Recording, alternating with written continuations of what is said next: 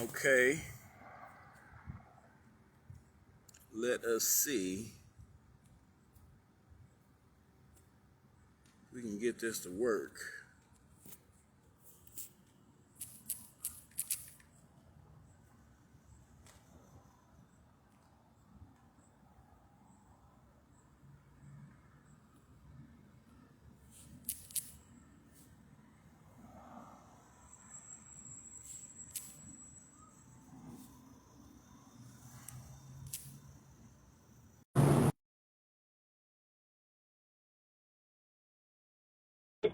Sent you invite. Yeah. No, Can you hear me, bro? I can hear you, baby. Can you hear me? Yeah. Already, already, man. Looking like a bag of money.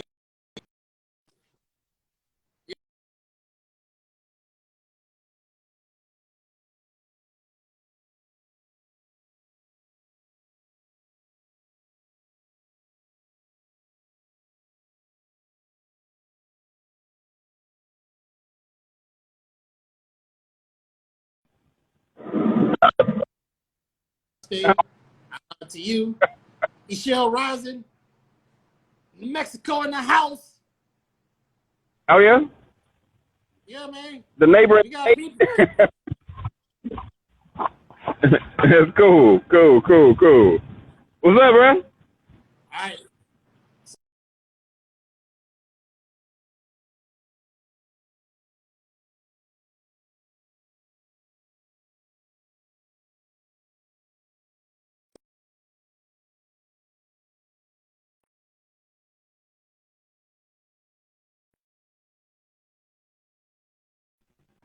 No, are you on Wi-Fi? Are you using the signal?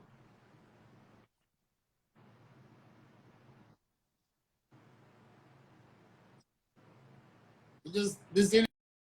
I know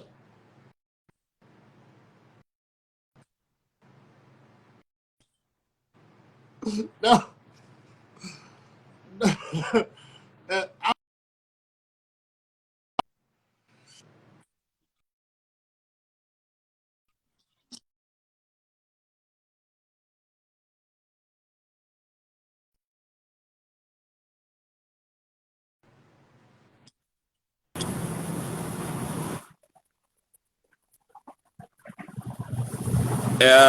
Am I on?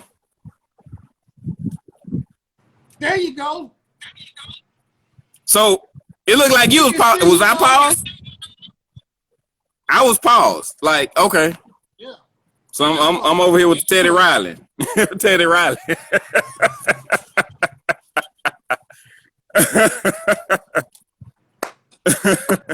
What's up, baby? Good to see you. Yeah, man, good to see you too. Like all that. Yeah, I like that. Yeah. Yeah. Oh, you like this? Hey, man. Yeah, I ain't there. I'm kind of working on it, but we'll see. We'll see if I can get that one of these days. My friend Hugh, who is abnormally big, he's like a black key man. That's what Hugh looks like. He has his own beard grooming men's line, braid beard oil. I'm gonna get him to send you some. We gonna see. That's who you using? Yeah. That's who you use? Oh, okay. Yeah, and juices and berries, and I use juices and berries and whatnot. Oh, okay, cool. I've been like too lazy to try my girl. My girl Amber Johnson, she makes a beer bomb people swear by, but like I just like rainwater and like sunlight. So I need to actually get on that and try to actually use some products. But yeah, appreciate that. I think I'm gonna get on it too. Wait. Did you say rainwater and sunlight? That's sunlight, baby. I'm outside right now. Hey, that's probably why the signal's so bad. Hey, me too. I love the sun. Like I don't like to work inside. Yeah. I don't like to work inside. Yeah. All right, so we're gonna get started. gonna get started. This I don't know if you've seen any of my podcast episodes. I don't know if you've listened to any yet. However, we start every podcast episode with an affirmation. You don't have to repeat after me. Just let this just ring your subconscious bell a little bit. All right. Let it flow. Let it flow. Let's go. Here we go. Here we go. I call this the freedom affirmation. It is my favorite affirmation. And it goes, I am free. What thoughts does a free man have? What thoughts does this free man have? What choices does he make? How does he value his time? How does he love? How does he forgive? How does he fight his battles? How does he slay his demons? How does he make his money? How does he save his money? How does he spend his money? And how does he quickly multiply his money? I pray for my soul throughout time, past and future, so that I can awaken in the present moment a free man without regrets. The universe, being honest, is faithful and able to perform. Amen. Amen. Amen. I say already. I can dig it. No, so everybody that's on, and I'm gathering most of these are with those folks because this is on live, and he invited me on because Instagram is rude and limits me to 60 minutes because I'm a revolutionary. I'm just going to introduce myself. You guys might not know. We're going to let him introduce himself. I am Samuel Ibrahim, the host of the Mind of the Prophet Meditation Hour. I have a podcast on Spotify. I'm also a licensed attorney here in Houston, Texas. And this might be the most enlightened podcast on the planet. So welcome. And I get to have my longtime friend here who I admire and I respect.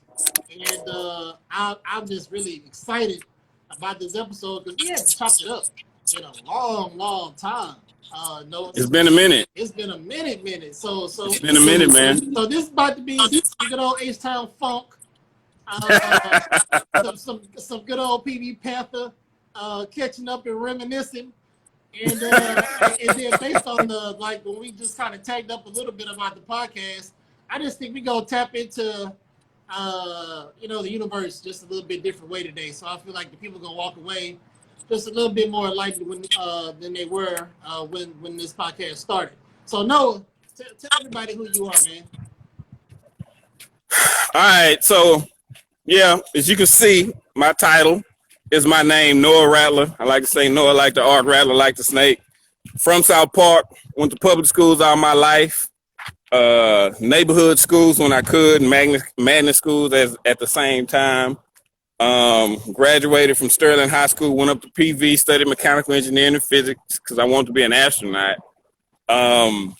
And spent quite a bit of time up there. As we used to say, I got a bunch of SWAC hours on campus. And by the time I finished school, I knew I didn't want to be an engineer and I wasn't really on track to be an astronaut. So that's the official side. The unofficial side, the stuff that you won't see on the transcript, was that I was born in South Park, raised in Houston, and throughout my development as an individual, I always felt like I was outside of the bell curve. Okay. One way or the other, I was outside of the bell curve. Cause like I had a really eclectic upbringing. I had my school friends from the neighborhood. I had my South African friends from the Comba House Repertory Arts Theater. I had my Muslim family from my parents, and like that made me a person who saw the world from several different perspectives. Yeah. And I also just the folk that my people are. I like to say I always learned two things from them. It's like they told us to think for ourselves, and they showed us how to love people. Yeah. And so like those two things became ingrained in me. Man, I forget. I'm like being so dark with this light shirt on. I might be flooding out the the image. It was ingrained in me to be like that. And so when I left Prairie View, I because of a bunch of stuff, I decided I was gonna walk to California to raise awareness for homelessness. Yeah. And so this was And so this was in. Let's hit the pause button. Let's hit the pause button. Very interesting upbringing. We're gonna get to the book because in the walk to California, because when I first read about that, I was amazed. And also let me also say that I was not surprised. I was not surprised that you would do something like that. So raised in South Park. I was raised in Acres Homes for a little bit. I've lived all over Houston. I went to actually Wesley. I went to Thompson Elementary out in Aldine, and then I went to Wesley, which is in Acres Homes. I went to Clifton in middle school. I wasn't a great student once I left elementary. I was generally around 1 to 2 years younger than everybody that I was in class with. When I got to PV, I had just turned 17. Oh wow! Yeah, I had just. So you was one of them? Yeah, there was only one. When I came to PV, there was only one person younger than me on campus. Literally one. And I don't know if you know Kedra McIntyre. Now she's Kedra Pierre, but she was the only person on campus younger than me when I got there in '95. So yeah, man. And so that came with its own set of challenges. You in the hood. And you smart like that, and I was a late bloomer, so I didn't hit puberty real hard until I was about 13, 14. So I had to learn how to fight. I had to learn how to fight early, because everybody wanted to pick on the smart kid. Everybody, right. My family was hyper conservative. Acres Home Baptist family, and so you come from a Muslim family. You say you have South African influence. Right. Are you a practicing Muslim now? No, I am not. Okay. Were you a practicing Muslim growing up? Sam, hold up, bro. I'm outside, and no, I was not. My parents didn't raise me that Would you take this to the librarian? Yes, ma'am. Somebody dropped it on the ground. I will. Thank you. Yeah, nah, I was not. They didn't bring us up. Their intent was to let us make our own decision. Okay. And so, yeah, that's basically what happened. They let us make our own decision. They, I don't know, it's kind of like an open space like that. Okay. And so we got to see how they lived in observance. And all of us kind of went on our own path. And I'm trying to upload a video today, but I guess it's too long. I don't know. It's something about Facebook and Instagram. They ain't letting people talk for a little bit of time. But, yeah, I never got into it fully like that. Okay. But I gleaned some stuff from it, just some interesting. It's just like a vibe that I got from my parents, and some other stuff that I learned from it throughout my life about just being in the world. But yeah. I never was observant. So I grew up Baptist. I actually used to be a licensed Baptist minister. And oh, really? Yeah, but I'll tell you, in my opinion, and I'm not confining God to the Bible or to the Quran, but if you want to have a more clear understanding of God, you got to read both books. Because the Quran is God's first person active voice talking about himself. And the Bible is really a collection of stories of people's first person experience, but it's written by another. So all of those are really written in third person, recorded somebody else's first person experience with God. You can't really understand how a prophet understands God if you don't listen to the Quran. Read the Quran, because God's talking about himself in the Quran. God is saying what he can do in the Quran. God is saying, why he is the Lord of all worlds, the Lord of mercy, the giver of mercy, whereas the Bible explains, how the prophets walked out that experience with that understanding of who God is. So I'll just say that me being exposed to the Quran, because I used to listen to it, and I still listen to it very often, that gave me a more rounded picture of how the prophets saw and understood God, why they had so much confidence, why they thought they could part the Red Sea, why Elijah thought he could call fire down, why Elisha felt like he could get a double portion and it was going to be granted to him. Like, all those things make sense to me now, more than just the preacher telling me to have faith about what I saw, you know, what's been written or preached. When God is talking about himself in the Quran, you get a much clearer picture of who he is. What's up, T. Reed? I see you, baby. T. Reader! Okay, so Noah, talk about the book. Because it just kind of go into it. You walk from Houston to California. So just run that whole thing down. I always been curious about how that even came to pass. Yeah, man. Had I not gone to Prairie View, I wouldn't have done it. I was never one interested in walking a lot until I got to PV, and you got to walk if you're going to stay there. They were like, you can't even have a car. When we were there earlier, like, they were discouraging having automobiles and stuff. So you ain't have parking spots. I didn't have a car anyway. I just walked or rode a bike or skateboarded or whatever I did. But like, over time, I live further and further from campus. I can walk it. I used to walk last year, so I can walk this year. And I just, it's so beautiful out there. I just came to start loving it. Okay. When I finished school, I wound up volunteering with Search Homeless Services, trying to learn about mental illness on the streets. So I didn't just decide to volunteer with the homeless. My mind, when I came out of high school, because of how my parents raised me and probably because of all the science fiction I read growing up from middle school, like, my mind was like oriented towards making the world a better place. Yeah. Back then, it was like, save the world. Yeah. How do you save the world? You got to fix the right problem. Yeah. Which problems to fix? The more fundamental the problem, the larger the reach, the further the solution will reach. Okay. And so, like, you can solve one person's problem, and you get what is it? I think it's a DMX line talking about the one who put the slug in me or the one who gave him the gun. Mm. And so, like, we can pull people off the streets and pull guns off the street, or we can stop people from getting guns to the folk who distribute them. Right. And so, like, going upstream, trying to figure out which problem is the biggest one. I used to really think of it like this. I don't know if I can change this around. See this tree? You got all this constellation, this whole tree full of problems. We can pick off each leaf, or we can cut the tree off at the root, at the stem, or even and pull it up by the root, and get rid of all of those problems. Yeah. And so mental illness and mental health and well-being was one of those fundamental problems that I realized that we don't have a really good, we can't even really conceptualize it really well in our society. So dealing with the outcomes of it are difficult.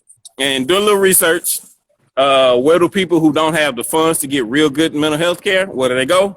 Those who can't handle it on their own often wind up incarcerated, or they wind up on the streets. And that's a cycle that feeds itself. They're going back from one to the other. Of course. And so, I mean, like, at the time, it was just easy to get down to downtown and volunteer with a homeless service organization. So I started doing that. And when I was out there, I was just really like, it was like a research project, like a self-study for me. But then the longer I spent out there, I was out there for a couple of years, every Wednesday going out, giving out food and blankets and mosquito spray or water or whatever we had, so that the folk who worked at Search could get people to come in and receive services. And it was really about building trust. But like, I was doing that for 2 years, and it just became, I got to meet people and learn more about what people are actually going through. Yeah. And it became more personal than just an intellectual exercise. Mm. And I was like, this is really complicated. Yeah. Mental illness is there, but like, it may not be the cause. Mental illness can sometimes be the result of homelessness, which could cause PTSD and a bunch of other stuff in the individual. But they homeless because they had a medical bankruptcy. Yeah. Or because they got laid off, and most people living check to check.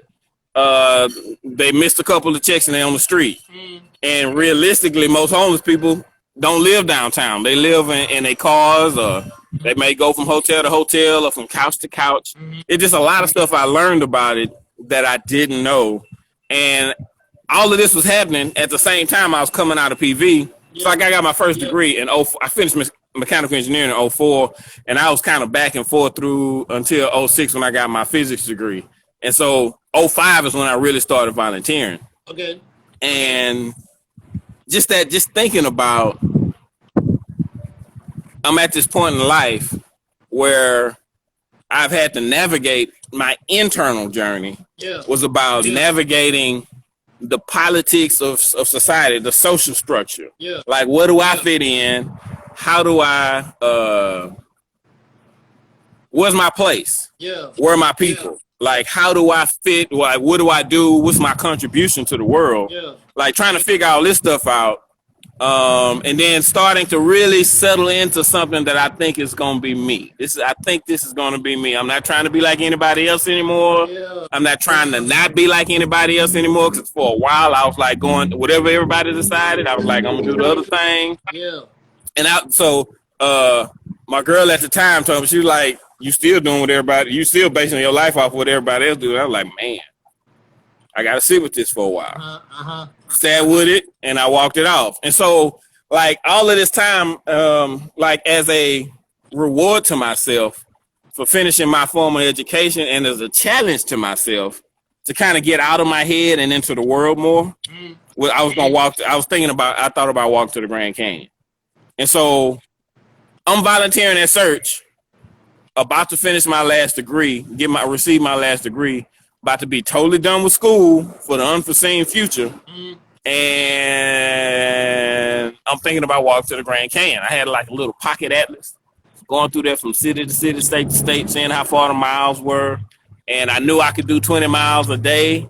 I had a pretty decent idea that I could do that from experience I had in the past. And the two of them just merged together. I was on the mobile outreach van talking with some folk, and they were like, it'd be great if you did the walk, you could raise money for an organization. And you can get support on your walk. I was like, you know what? I have an organization. I'm on it right now. Let's do it. Got to it. March 24, 2007, I left, headed up to Dallas, 20 miles a day, stopping at wherever there's a city. If there's a homeless shelter, I'd stop there. If they had a newspaper or a TV station, a radio station, I'd get somebody to come out and do an interview of me at the homeless shelter. And it was just day after day, waking up 20 miles, hit the city, do the interview. Stopping wherever I could. Had a support vehicle, had two of them donated by the time I left. Sunshine from Sunfire Foods, who owns Sunshines, he early on, he volunteered to do from Houston to Dallas, my room and board. And so he brought his RV out. We went from Houston to Dallas, and a fellow volunteer, my homegirl by the name of Jaree Fuller, she was a volunteer at Search as well. She came up, like her friend donated a vehicle, showed up in Dallas, and we went the rest of the way, just city to city, state by state. And it was a fantastic voyage, like walked through the Mojave Desert at the heat of the summertime, finished, stepped in the Pacific Ocean at like 12:30, 1 o'clock on August the 7th. And so it was over. That was it. Almost 5 months. Almost 5 months. Wow. And yeah. And so like that was the journey. It ended, drove back. Next year started the Houston Sleepout in 2008. One of the organizers for the walk, like who organized the home team, Jessie Brown. She's like my neighbor, old school. Like I think Ms. Brown got arrested in Alabama, Mississippi, back when Martin Luther King was coming. She was one of them kids that got put in jail. Like she been in it for her whole life, so she jumped in and like organized a whole bunch of stuff, fundraising, the media machine from Houston. Like I was at a dinner from Bob White, and I got there. She was sitting at the table with Chris Brown, who is the city's comptroller right now, and like kind of connected the two of us, and we started to sleep out for Search, raised $110,000 over that year and the next year, and then Search went its way. And I just kept going with it for the like next 7-8 years and doing the sleep out every year, universities, businesses, people's homes, just trying to get people to think more about it. But all this was going on, while this was all going on, 2014, my partner Keisha Picnic, she had just come back from her journey through life, and we went to high school together. She was always like into arts and writing and stuff. And I thought about doing like a graphic novel, but I wouldn't, or maybe even writing a novel, but I wasn't like on it right then. I was thinking more about the sleep out, getting into schools and talking to kids. Yeah. She's like, let's do a children's book about it. Okay. And so we did it. And in 2013, 2014, we published it. And it's probably the most important thing that I've done in my life. Man, but that's doing a whole lot. So I have a lot of questions. I try to get it all out right quick, but I'll let you do it. Let's just go the brass tacks of it. So you had a vehicle following you for a period of that time, so you weren't just walking by yourself. You had a car following you or a vehicle following you along the way in some parts? Yeah. So someone was always a phone call away. Okay. And so they wouldn't follow me because I walked against traffic. Because in elementary school, they told us you need to walk against traffic in case somebody jump out and try to take you. You'll see them coming when they turn back around. Gotcha. And you can see the cars. And so, like, I walked against traffic because it made sense. I didn't want to be on the interstate and somebody have a flat or something or try to hit me and I don't see them coming. So I walked against traffic so they couldn't follow me. So we were just like, in the beginning of the day, look at the map. All right, it's a rest area in 6 miles. I just meet you there. Or it's nothing for 25 miles. Just come catch me in like 4 hours. Okay. And I'll take a break. And at the end of the day, we would just stop as close to the place that I stopped walking and sleep in a vehicle, wake up and start there the next day. If there's nowhere to stop, then we drive and find someplace where we can pull off the road, sleep in the vehicle, come back to that very spot and start walking the next morning. Okay. Now, how long would it take you to walk 20 miles a day? Like, how many hours is that in a day's time? If I did it straight, it'd be about 5 hours. Okay. Sometimes less, sometimes more. Okay. Like when I started, I was walking maybe 3 miles an hour, 3.5. And by the time I finished, I was probably walking close to 5 miles an hour. Okay. And so like walking from Conroe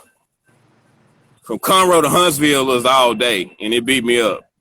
But like walking through the Mojave Desert, I'd walk 26, 27 miles in a day. And I'd leave late in the day and be done before sunset because I was walking faster. Okay. And it was a whole different vibe out there. Yeah. Now talk about walking in the desert, because what I remember, what I thought I learned in school was you should really do your traveling at night and sleep during the day when you're walking in the desert. Did you do the opposite of that? Did you walk in the heat? All right, so I've been thinking about this a lot since then. Because my whole life, I realized, like, it gets cold in the desert at night and it's hot in the desert in the sun. It never got cold. Now, what I'm thinking is that it was so hot, so I didn't realize how hard Jaree, she had a dog with her. Like, so Jaree had a brother who lived in California, and he left his dog with the family. So she's gonna take the dog, Princess, this toy poodle, gonna take Princess as like company while we was on the road. Yeah. And so one day, we was way into the desert. I was like, I took a break in the van and I realized like the floor of the van was so hot because the heat would radiate out of the ground up to the bottom of the van. And I think the lowest temperature it got was like 4 o'clock one morning in Needles, California somewhere, Needles, Arizona. It was 96 degrees. It had cooled down to 96 degrees at 4 o'clock in the morning. And that was the coldest it's gotten. It was for like that whole month. Now, what I'm thinking is I never got out the van at night because I'm trying to sleep. Yeah. I actually think the van absorbed so much heat that when the sun went down, it kept radiating heat, and so it just kept it hot inside. Yeah. And so, like, it didn't matter to me. So at first I wanted to leave in August so I was going to walk through the desert in the winter. But like we couldn't work it out like that. So it's like, you know, if I'm gonna walk through the desert, in reality, the better. I just do it in the summertime. And if I'm gonna do it in the summertime, don't hide from it. Just go for it. Just yeah, man. And you're already doing it. You're already doing it. Just go for it. So That's these no. That might be the most gangster shit I ever heard in my life. I'm gonna walk through the desert. I'm gonna walk through like that might be a real hard 16 bars worth of rapping. It's so hard that you walk through the desert in the summertime in the triple digit weather. You a real G. Now, yeah, man. What did you? I can't even fathom. Right. First of all, I'm just hearing about. I was already impressed when I read the story and I found out after the fact all the things that you were doing. I can't even tell you what's going on in my life to where I wasn't even tuned into this. But what did you learn about yourself? I mean, walking. First, to come up with the idea, that's already something else, right? But you're walking this out, even though you have your support system, you're on the road by yourself, right? Right. Right. Like, what did you learn about yourself during this experience? 4 months, almost 4.5 months, almost 5 months worth of walking to raise awareness about homelessness. Like, what? Talk to me about that. So the first thing I noticed was I call it we got like factory settings as human beings, and it's kind of hard to find. You don't know nothing about it until you get restarted. Yeah. And like I noticed before, AD died. I don't know if you remember AD. He died. He went to school with us, and he died. And everybody. What was his real name? I can't. I just knew him as AB. Okay. And so like, he was in Dallas, and I was on the way up to Dallas, and people from PV was going back and forth, like going up there and stopping because they knew I was walking. And I remember people like Sigma Sam, got out the car like, Noah, what's up, man? And a couple other people stopped and like talked, and we talked. But like before I got to Dallas, this was like midway, the week of, like the first weekend, people passing me. Yeah. Like between that week and when I got to Dallas, I started to notice that I was telling the time by the sun. Yeah. And I wasn't telling time by. Yeah. I wasn't looking at a clock. I was looking at the sun to see what time it was. Yeah. And I wasn't like it's 9 o'clock. It's just like, it's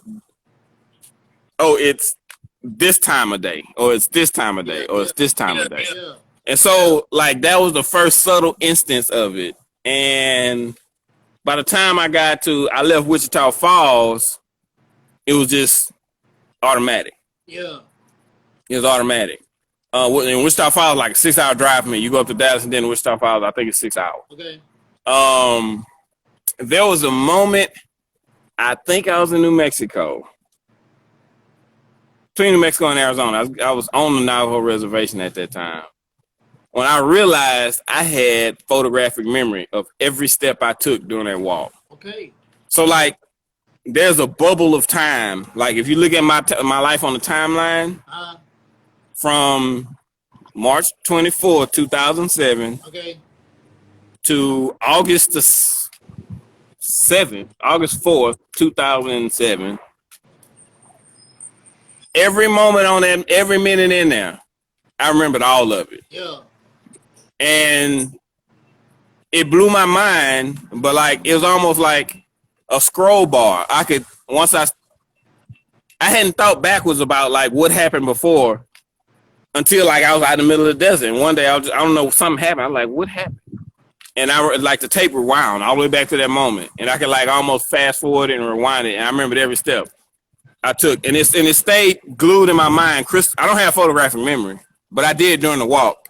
And so when I stopped walking and came back, it came back to normal memory. But I still remembered every inch of that journey for like years. Now it's like it's not there anymore. But I had that for a while. And now, do you think that was attributable to you being out in nature? So let me tell you something. When you're able to spend a lot of time outside, you just start to see, at least I like to say what my experience is, because I work in my garage. The pandemic, I just got tired of being inside. I already like to sit in my garage anyway. Typically, I would do it at night. And I just look up at the stars. That was my way of winding down. But now, if I can, it don't matter how hot it is, I'm still going to stay in my garage and just spend time like out here today. I go to the beach when I can. I just try to be outside with the other people I can.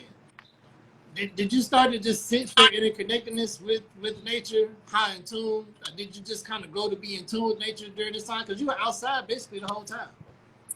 Oh, like I got that at Prairie View. I'm serious. Like one night, you walked you walked so much there. I can see it. Yeah, I live like me and my roommates, about 10 of us had a house. We rented a house right across Old 290 from Unco. Okay. No, it's across University. So like you coming off the yard, you can turn left, go to Unco, or turn right and go to Pine Island. Yeah. Like our house is one of them houses on the right. Okay. Matter of fact, it was a kid got murdered in that house in one of them houses next to us while we were still living there. Anyway, like I was walking home one night. Nobody knew anything about walking. I ain't know nothing about walking. This is the first time I really walked home. And it's about 1.5 miles, maybe. I doubt it. I know it wasn't 2 miles, but it seemed like it was forever. And it was a cold night. And I remember walking home and I looked up at the stars and like for a moment, everything kind of paused and I could tell how far away each of those stars were. And like, I felt like a very real part of a very big thing. Yeah.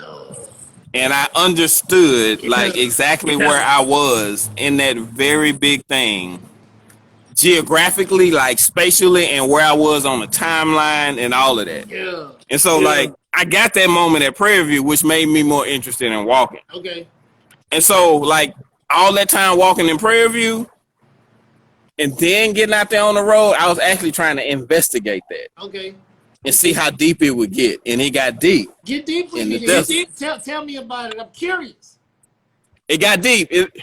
So walking through the desert was like where it all came together. Yeah. I was walking so much. It got to a point when we was walking through the I couldn't walk on the interstate. Walking on the interstate is illegal. I did it in Texas. Nobody ever asked me anything until like the last day I was almost whatever that last little town is before you leave Texas. I was walking that night and every police officer from every agency in the region showed up. Oh, yeah. Half of them were with me. Yeah. Somebody called them and said, the guy said, well, I don't know, man. We got a call that someone said that a man was walking with a stick on the side of the road. He hesitated. I'm like, I don't know what he was thinking, what they actually said. But I don't care. Like, they were pleasant. They were cool. And like, so what's going on? I told them we were doing that. Oh, that's really cool. And it's like they were super bored. And like, I talked with them. They were like, oh, that's really cool. Can we like escort you back to the hotel where you staying? I was like, we got a hotel room. And he's like, yeah, our people are with your driver back at the hotel. So like, can we like make sure you get there safe? And I walked. They got there. Anyway, New Mexico, the highway patrol stopped me. And I had to call Sheila Jackson Lee and get help. Like her and Brunson, I think Brunson was there. They got it together and they wound up getting a permit from the governor. And Arizona called them like, Sheila couldn't help me. The governor wasn't gonna help, but the state troopers themselves were like, he's doing something good. As long as he's not like dangerous to the people on the road, we're gonna look out for him. He can go. Yeah. And so like every time I saw a state trooper, they pull over, ask me if I needed water, if I needed help, and whatever. It was real cool. Wow. When I got to California, there was nothing. We had reached out ahead of time. We didn't get no word back, no nothing. And like I just said, forget it. I already walked this far. And I just walked into the state on 40. And the state trooper who pulled me over was like, he was like, there's nope. I was like, man, so you want me to turn around after I walked 1,300 miles across this country? And he was like, I can't do nothing for you, player. What I can tell you, if you on this interstate past this step off, the exit up there, then like you're gonna have to stop. And the exit was Route 66. Because before the freeways, before Eisenhower went and saw Hitler's freeway system that he built in Germany and brought it to the United States, we had all these winding roads across the country. So Route 66, which goes from Chicago down to Amarillo and all the way to Los Angeles, it still goes there, but it's like an abandoned road. So once they built the freeway, they cut a straight path. Most people go to freeway, and Route 66 is like this historic route. And so when I was walking down Route 66, like there was no traffic. Every now and then it'd be like hours between cars. Okay. There were days where I would only see a car like 1 to 2 cars a day. Okay. Maybe 3-4 cars a day. Where all the rest of the time is like 40 cars a minute, like 100 cars a minute, just so much traffic. Yeah. And so it got super quiet. Yeah. And it was super desolate. Yeah. And it was super hot. It was so hot it melted, like the heat went through my shoe, and like I had my right foot, these outer 2 toes, I couldn't feel them for months. Oh. My foot was blistered, and like my what do you call it? My arch fell in my left foot. My right foot was all burned up, and it was like I was in immense. My feet were like on what's your pain level? 1 to 10 is like 8, 9, 10. Yeah. Consistently for the rest of like the next 2 years, it was like pain, foot pain. And it was on 10 for months, even after I finished walking. So this was the scene, walking through the desert, and the quiet and the sunlight beating down on me. It's like, and then not talking.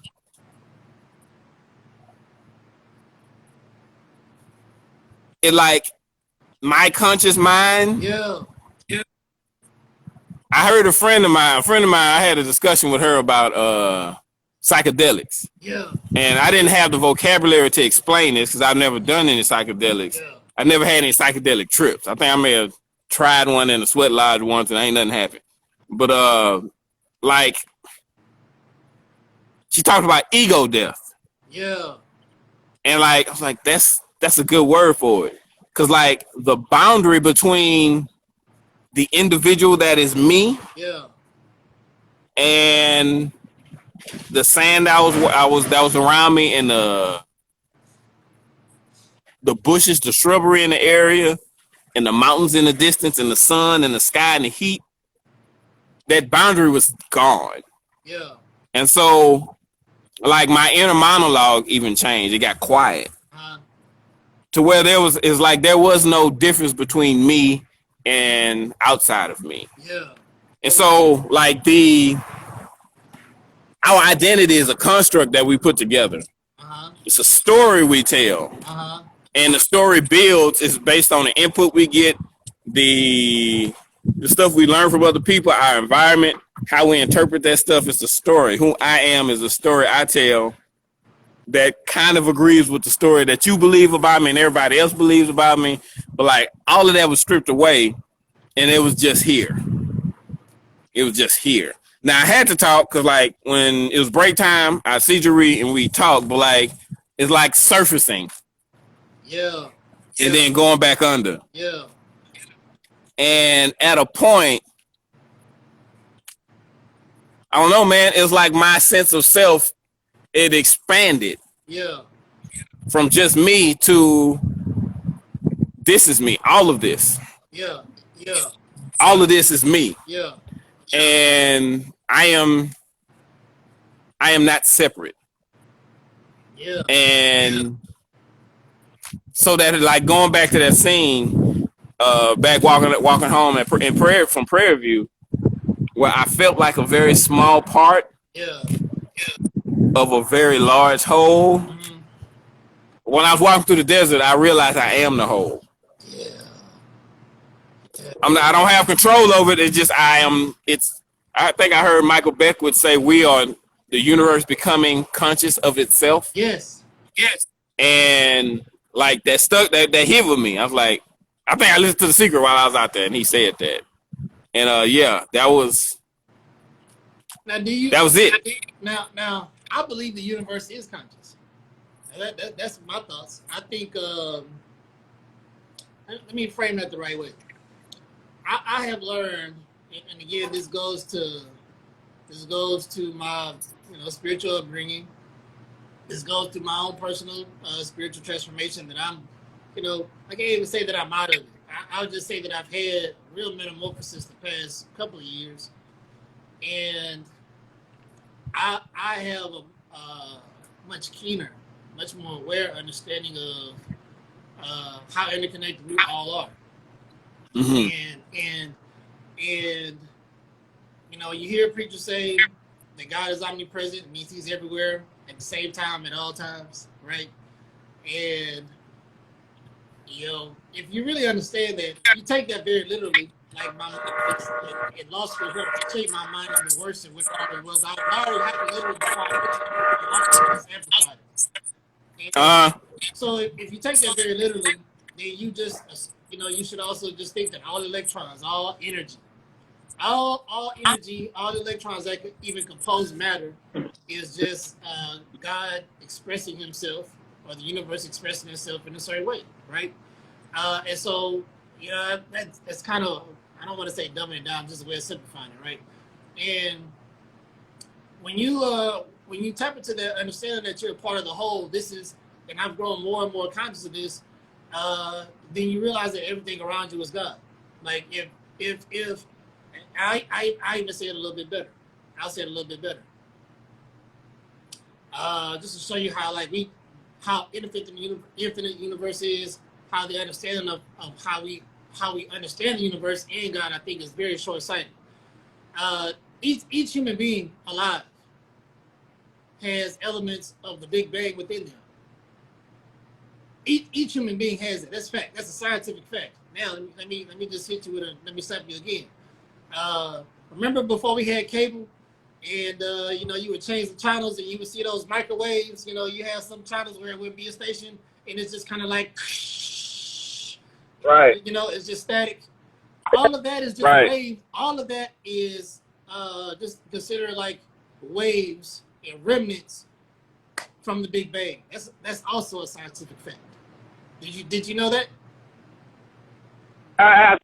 Yeah. You get what I'm saying? So like, yeah, if you I'm really fine with you on it. Keep going. yeah, if you take that literally, right? If you really take that and you think about it scientifically, that means that if you have elements of the Big Bang within you, that means we've all been here since the beginning in some form or fashion. We've all been here since the beginning in some form or fashion because there are elements of the beginning that are in us right now. Period. That's a scientific fact. And that you can still have microwaves that are still rampant within the atmosphere from the beginning of the known universe, which is also the beginning of time, you know, as we understand it. And it's still very present right now, past, present, and future, all together. Here's one more that this is when God really started unlocking stuff for me to where I won't say able to start piecing science and God back together, but to where I understood that there's just so much that we don't understand about just God and consciousness in general. Whenever you look up into the stars, you're really looking into the past. That starlight is so old, it's really ancient. Furthermore, the sunlight that's even shining right now. The sunlight that's shining right now, you and I, that's at least 100,000 years old. You think just because you're feeling it right now, it must be emitting from the sun right now, it must have been born, you know, at that minute, but that's not true. A star sequence is developed because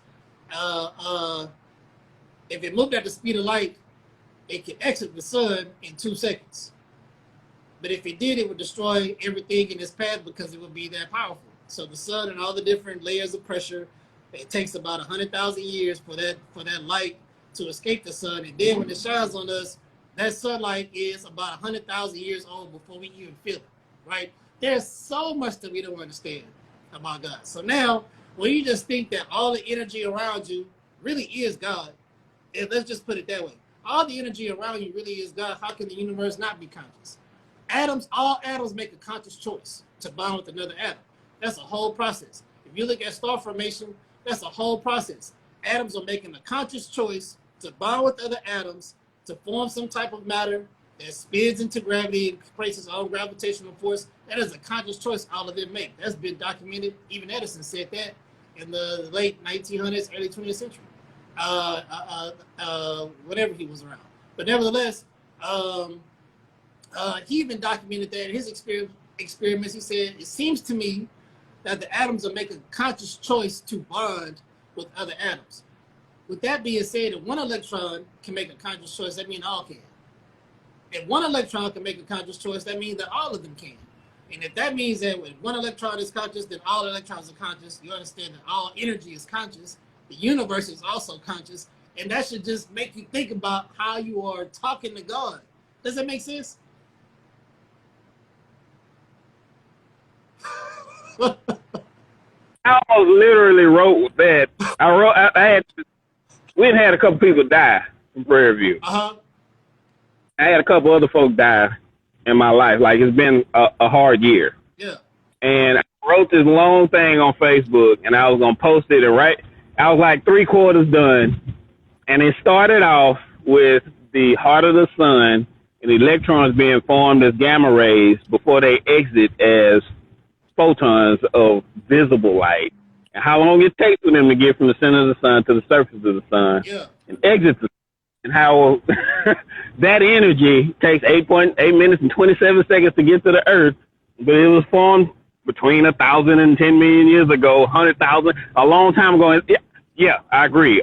Yeah, and so the way I say it is like I'm reading into the Taoists right now, but like I think philosophically I'm more Taoist Eastern than anything.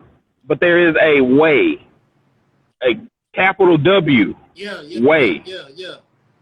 Like the flow of the universe through time, and all things have a will. Depends on how you look at it. Electrons have a will because they obviously want to behave a certain way. Exactly. This bench that I'm sitting on is very determined to be exactly what it is. Mm-hmm. And just like a person who is just stuck in their ways, it takes a lot of work to move a person out of that path. Right. It's bent, but like and so there is depending on how you look at it, there is a will that all things have to continue being what they are. Yeah. Like all objects in motion, you look at Newton's first law, tend to stay in motion on by outside force. Yeah.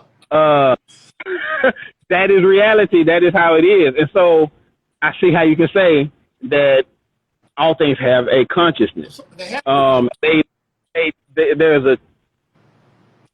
There's a choice that all things seem to be making in order to do what they're doing. And the thing that I think that makes us and a few other things a little unique is that we have a bit more choice. We have a few more options on what we can do. Although, as I'm starting to find out, the options ain't as heavy as we think, as plentiful as we think they are.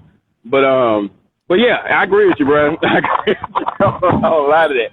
And as I was walking through the desert, it's like knowledge here. Yeah. And it's like knowledge down here. Yeah. Yeah. Like it became like I always thought things. We're all connected. Everything is connected. Intellectually. Everything. By the time I was in the desert and that sun just burned my conscience, like burned my ego out of me. Yeah. I didn't think everything was connected. I felt the connection. Yeah. So that was what, and it got to a point. Like, bro, this whole journey was something else, man. Before I took a step, I was doing yoga twice a day and like doing like this walking meditation I came across on the internet and like these breathing techniques. I was doing it all day long, juicing 2-3 times a day. I was doing this all day long for months. Yeah. I got to the point to where like people close to me, like I was finishing their sentences. Yeah. So I don't know if it's like, I don't know. Like my mind was somewhere else before I started. Yeah. I started, all that disappeared and something else started. Yeah. And when I got through the desert, it was like I feel like I was almost to a door of understanding of something. I got up to that door and I backed away from it because I was afraid. I didn't know what was on the other side. Ooh. And some places I ain't interested in going by myself. I need somebody. You been down that road before? I understand. I don't know what's around the corner. Yeah, I understand. Like, I don't want to lose my mind. Yeah. I understand that, bro. try to figure this out. I mean, like, maybe I'll never get back here. Maybe I will when I have some sort of understanding what's on the other side. Or maybe if I get back here one day, I just go by myself because I'll be ready to go by myself. I wasn't ready then. Yeah. So I stopped. But, like, one of the most traumatic things of the whole journey was experiencing that there's no word. It's like sublime is maybe the best word. Is beyond peace. I don't know if it was nirvana, whatever it is that I was in, that whatever state I was in. Yeah. Of total subconsciousness. Yeah. The day I walked into the city, it was like stripped out. It was like something reached inside me and pulled it out of me. Yeah. And it didn't pull it out of me totally. And so I was like walking around for weeks, feeling like my body was here, but like myself was just like a half step to the left. Yeah. So I was like disjointed and I was in pieces. And so looking back on it, I think it was like the old self, the pre-walk self, and the reset self trying to figure out how to live and be in one space. Trying to reconcile. Yeah, it was two here and it was trying to be one. Yeah. But they were so different that it was difficult to do it. And over time, I don't know. I think I may have found a decent way to kind of have the two together because I feel like I'm one now. Yeah. I feel like I felt like I was one for. It probably took 2 years to like get all the way back together. Yeah. But I feel like I'm one, and I'm not who I was when I was walking. Yeah. I'm more than that, and I'm more than who I was before I started walking. Yeah. So I didn't go who I was somebody else. I'm me now. Yeah. And so another thing, when I got back home,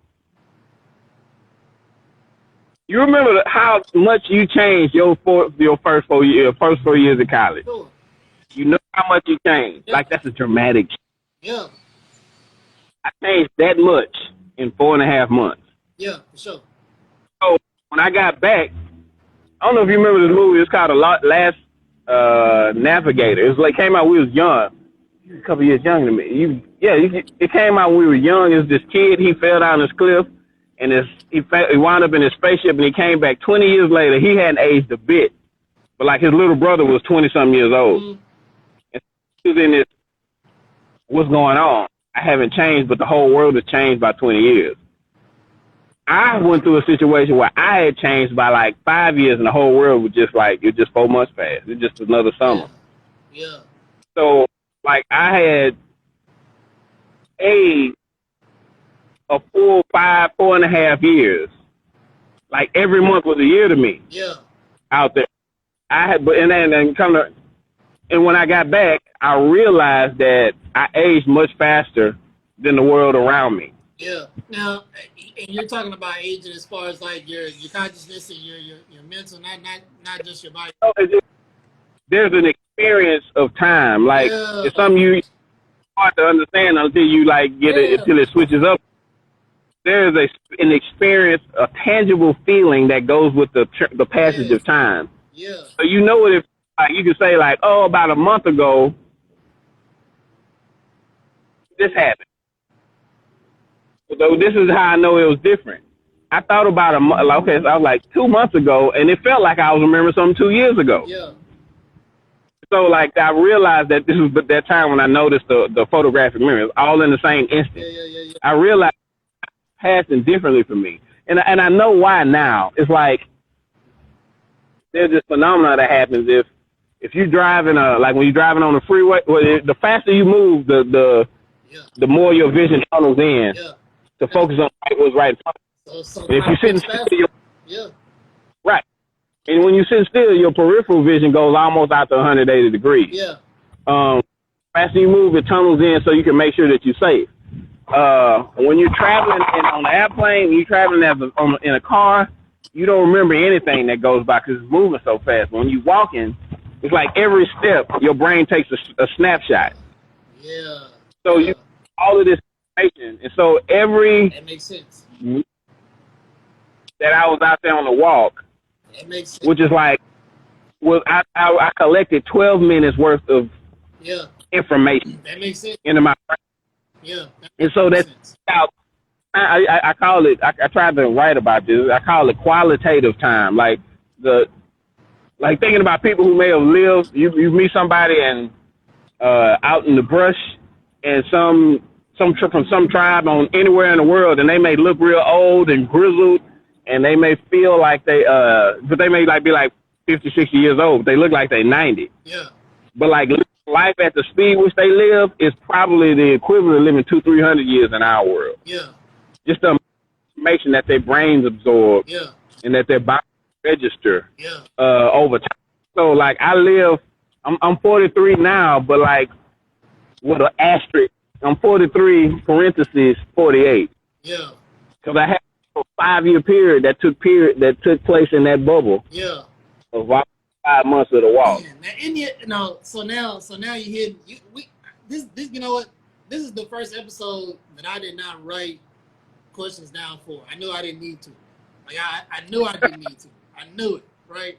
I just based off of just a little bit we said how you say you wanted to talk about spirituality a little bit. I was like, yeah, this right up my alley. Your subconscious mind. Listen, man. I love reading about the subconscious. I got exposed to the power of the subconscious after Nipsey Hussle passed. Everybody hears about the subconscious, growing up, that it's a perfect recorder. And, you hear about Freud and all the therapists that come up with all these theories, and that's how people psychoanalyze you in therapy and whatever, right? Repression and whatever. But when I read Three Magic Words, it's by U.S. Anderson, and it was on Nipsey Hussle's reading list. That's how I got turned on to it. He really goes into the subconscious mind. Goes really deep into the subconscious mind and a few other things. But once you really realize that your subconscious mind, and Napoleon Hill does this too, in his books. He talks about autosuggestion, which is basically self-hypnosis. Subconscious mind don't forget nothing. It does not forget anything. So you saying that you're out there on the road by yourself, and now you're seeing not just, the cars passing, you're seeing the birds flying, you remember what plants you saw, what trees you saw, what nature you saw, what butterfly might have floated across your consciousness when you had a certain thought, what birds flew overhead when you were having a certain thought. I mean, like, the whole experience changes. It changes, right? And this is what I think about. I don't even want to say it's an opinion about nature. This is just my experience now with nature.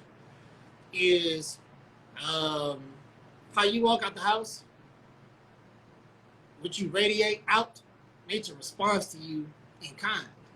Right? And so I'm sure when you were walking on the road, I don't know if you were paying attention to this or not, but I know when I take my walks, because I make sure I get, I got to get sunlight, I got to get around. I do like to spend time outside like that. But I've noticed that sometimes when I have, and it's almost like a pattern. It's almost like a pattern that happens just because of where I am, things that happen. Some really good thoughts that I have, I'll start seeing the same things happen. Sometimes I can feel the birds get ready to fly over my head before I see them. And you just get acclimated to that experience. It gives you an idea when you spend, and once you become aware of it, now you become more aware of it, right? And so I've even just started even talking to nature. I try to get as much wisdom out of life, out of every day that I can. This is how seriously and how literally I take that. If I know that the sunlight that's outside is 100 years old, what I'm saying is, what wisdom does this 100,000-year-old sunlight have to give me? What do you have to say to me? When I walk outside and I'm under the stars and I'm walking, I'm thinking, this sunlight could be, the starlight could be millions of years old. This star might not even be in existence anymore. We just can't tell because we haven't been right. What wisdom does this light have for me? And I ask those questions. I ask those questions because I believe it will talk back to you, right? And so your subconscious mind, if you really unlock that thing, the way that you really can unlock it, is so powerful. What it can do is, so you're taking in all this information, your brain processes all this information, and now you just have a completely different experience of life.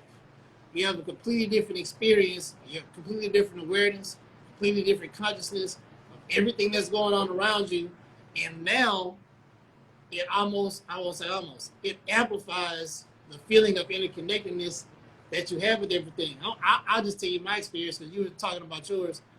I would just say over the past 2 years, I've grown more and more into. I understand that trying to reconcile the consciousness that you feel, and then like you're just trying to reconcile like who you believe that you are, and trying to make them, become one person.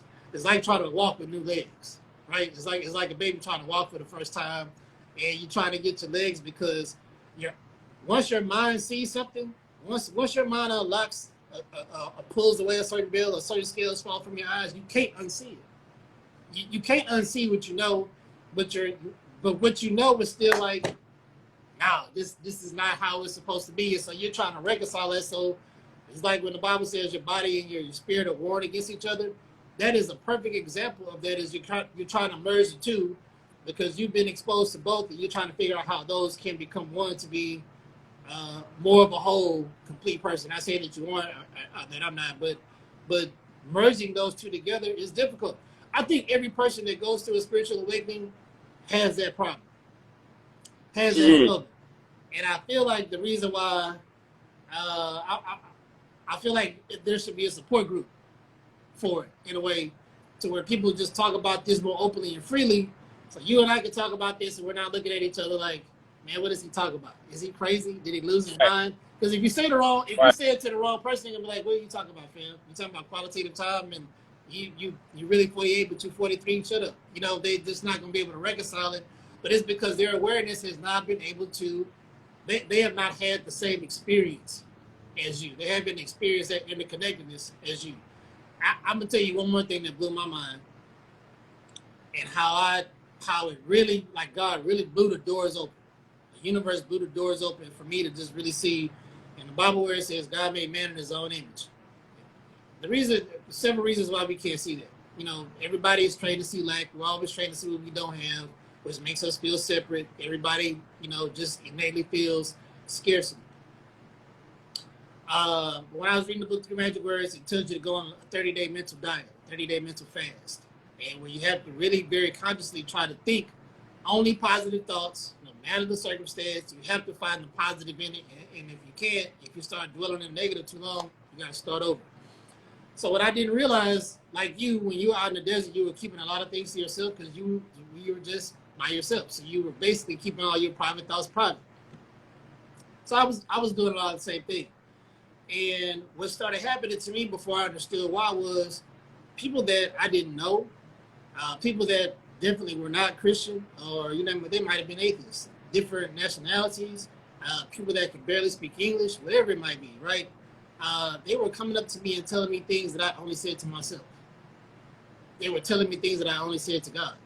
And then I started to find the scripture as the experience became more alive for me, and I started to see God in the universe in a very metaphysical way, a very tangible metaphysical way. It started to make sense to me.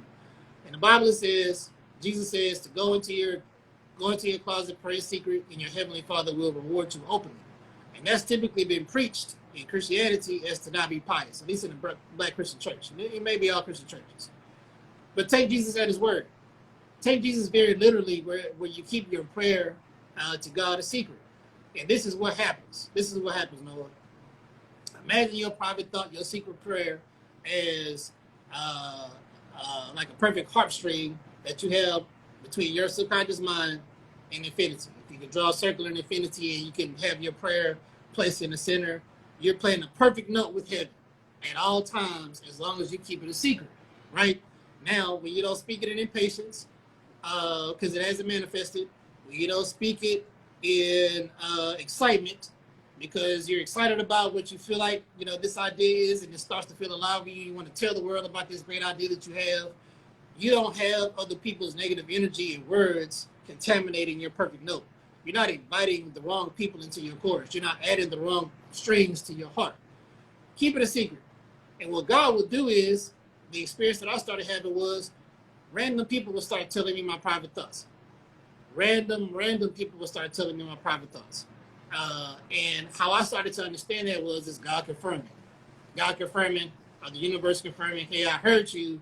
I'm going to send this person that's just a manifestation to me to tell you that, hey, you're not the only person thinking about this. And they're going to say it in a random conversation. It's not going to be, oh, God told me to say hey, I just want to tell you what the Lord told me to tell you. Like, it's not like that, right? It could just be real random things and conversations that come up, and you will know that this is only something that you have talked to God about. You've kept this to yourself. And the more that you do that, you start to have all these notes added to your heart, and you're always playing the perfect vibrational note between you and heaven. And you'll start to see your prayers manifest a lot quicker. However, the point that I'm trying to make is when people that should not know your prayer start telling you your private thoughts, how can you deny that we're all interconnected in some way? Like at this point, it's all science to me. I have a whole book that's written. I'm just waiting for one thing to happen so I can conclude this book about my secret prayers. But I have lots of secret prayers, things that I've written in my journal that I don't tell anyone, and I haven't told a soul. And I actually could go through and click off and check off all these things that have happened, how they have happened, when they happened, etc. And all it does for me is just prove that God is present within every man. God is present within every man. If you would just open your mind to see that, you would be surprised. You would be surprised how fast that happens for you. If you would, and you probably do this already, but if you just think something outrageous, bro, just have an outrageous, ridiculous prayer that you have to God, and then just wait and see like how somebody would just a random conversation just tell you exactly what it is that you pray to God about. And you should just take that as confirmation that God is bringing that your way. But when it starts to happen on a daily basis, it's undeniable God's presence in every man, regardless if they believe in God or not. It's hard to deny the interconnectedness of every man, because when somebody who does not know what you said tells you what you said to yourself, how can that not be a way of proving that? And so that is how I started to. I'm telling you, like, the world just burst open. It just burst open for me when I started to see God in this way. So I'm glad we chopped it up like this to where we talk about these kind of things, because it makes life more beautiful when you can start to see beyond. Seriously, it does. At least for me. At least sometimes it's just I get impatient as shit about the things that I'm waiting to see happen. But when you start to, it allows you to settle into a certain peace in your life when you can just see your life unfolding, even though it might be unfolding very slowly, right? But when you can see your life unfolding very slowly, but on a daily basis, a manifestation of God, which we all are, based on what the Bible says, comes up to you and tells you something that only you and God should know. It's almost like every day you have a small conversation with God. It's like you have a small conversation with infinity on a daily basis. And listen, for a while I was like, what the fuck is happening to me? And before I really, I'm gonna tell you the truth, bro. Before I really understood the metaphysics of it and how it was out of scripture, because I was really keeping a lot of stuff to myself, because I was like, this don't make sense. I'm not gonna say this out loud. People gonna think I'm losing my mind. But when other people started coming up to me and saying these things, I was like, that's part of the reason why I thought I was losing my mind in the first place, right? Because I was like, how is this even happening to me? Like, what is going on right now? Like, my whole life, my whole experience of life just really started changing, and it started changing rapidly, and I was not able to handle the change at the speed at which it was happening. But now that I understand that, it's almost like a welcome conversation that I look forward to having every day, however it's going to come, but I know it's going to come on a daily basis. I know it's going to come. Almost on a daily basis. I won't say every day, but almost on a daily basis, I get the confirmation that I'm for something, or God is telling me in his own way, hey, this is on the way, just be patient. This is on the way, be patient. And when you hear it come from somebody else's mouth that don't even know they're speaking on God's behalf, that just makes the experience so much better. It's almost like a key unlocks. It's almost like a key unlocks a new door almost every day for me.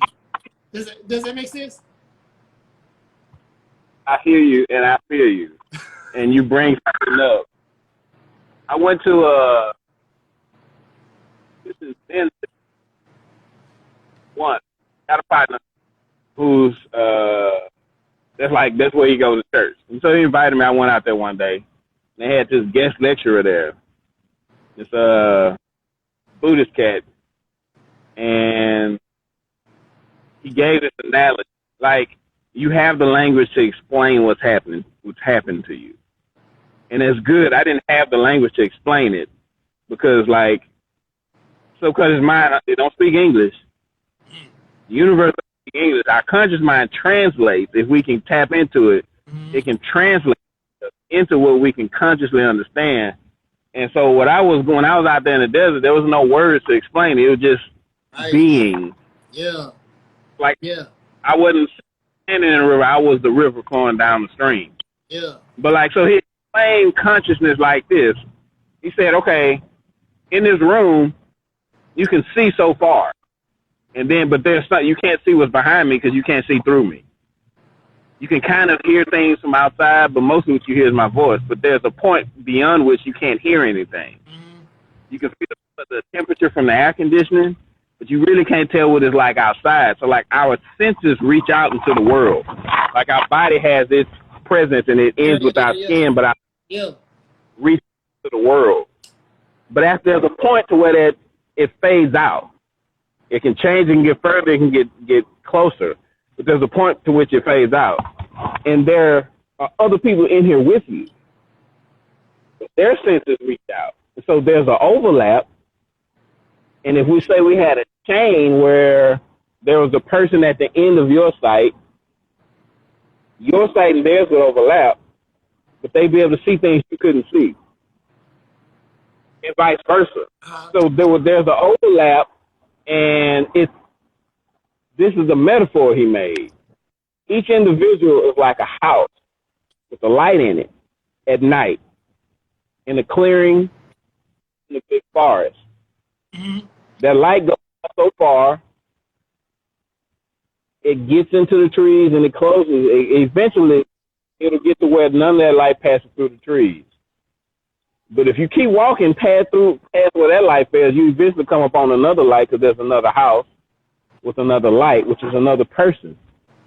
And we're all inside this forest. The forest itself is essentially like the universal mind. We're like lights inside of it that are kind of isolated by it, but we're all inside of it. Yeah. We all reach out and touch it, and touch it. So we're directly connected to each other as being inside this larger thing. Yeah. So our conscious mind, like the light, can't reach to the next one. But, like, that was like the end of where I got from him. But just listening, like, I went into, like, wilderness education and stuff. You can extend your senses throughout the forest by knowing what the birds are saying, and what trees there are, hear the trees and what type of leaves it is. Yeah. So you know where the coming from. You know what animals are walking from the forest. So the mockingbirds make a sound when a badger walks by. They make another sound when a bear walks by. Yeah. Like, if you can tune in, you can actually hear through the forest and gather information and send information out. Yeah. If you're always sending it, if you don't say anything, mockingbirds talk about you too. Yeah. And whoever's over the other side of the bend, they know what the mockingbird is saying. They will know what it's saying about you too. Yeah. So, like, our conscious mind can pull things up from this primeval, instantaneous mind. This, like you said, all things have a consciousness, like that level of consciousness. Our conscious mind, because it's made of that stuff, can pull from it and put into it. Yeah. That's just speculation. That's just speculation on my part, but, like, it kind of sounds to me like that's when you have a thought that only you have in English. Yeah. You're not sharing it. You're keeping it quiet. Yeah. It gets transferred down into universal. Yeah. And it pops somewhere else. Yeah. Nah, man. Like, I agree with you 100%. And back to you. I do. But only because it's my experience, man. Like, when this started happening to me, I was really angry. I was angry because, and I still have my moments of anger about it, just because you just don't find many people that you can talk to about it. You know, find many, and then so you have all of this wisdom. You're having this experience, like a real life change in how you see and understand the world, and you're having to walk this out a lot of times because people will not talk about it. Uh, uh, you have all this going on in your mind, and you don't have a way to express it. You don't have a way to communicate it. So I used to tell God, I was like, the prophets had all these people, like they had somebody to walk with them, to help them understand this, to talk this thing out with. And it just made me think about something. In the Old Testament, prophets had a school, right? I think prophets in the Old Testament, I'll even say Christ. Christ had this as well. I can't really say for Muhammad, but I will just extend this also to him. I'll also extend this to Buddha. I'll extend this to the Dalai Lama right now, because Buddhist science is the bomb. Like, if you even tap into that a little bit, their understanding of the universe and the Buddhist science, like, It's on it. They on it. man, that's a whole other pocket. But it all makes like perfect logical sense once you start to have that feeling and experience. Like, it's not something that just you hear it and you just like, nah, that shit don't make sense. Like, it makes perfect logical sense to you because you're starting to live this out. But they had a school because once you start to see this, you can teach other people how to experience it. And I think that was a benefit that all prophets had, is they just didn't see God as, 3D. They didn't see God as just a spirit or a being that was above, that they were calling out to. They experienced God in a very tangible, real way, that He is all around. There's one prophet in the Bible. His name is Elisha. He was Elijah's servant. So Elijah tapped him on the shoulder, said, "Come with me." Elisha said, "All right, I'm coming." And then when Elijah, the prophet, went up to heaven in his chariot of fire, he said, "I want a double portion of your spirit." And Elijah granted him that.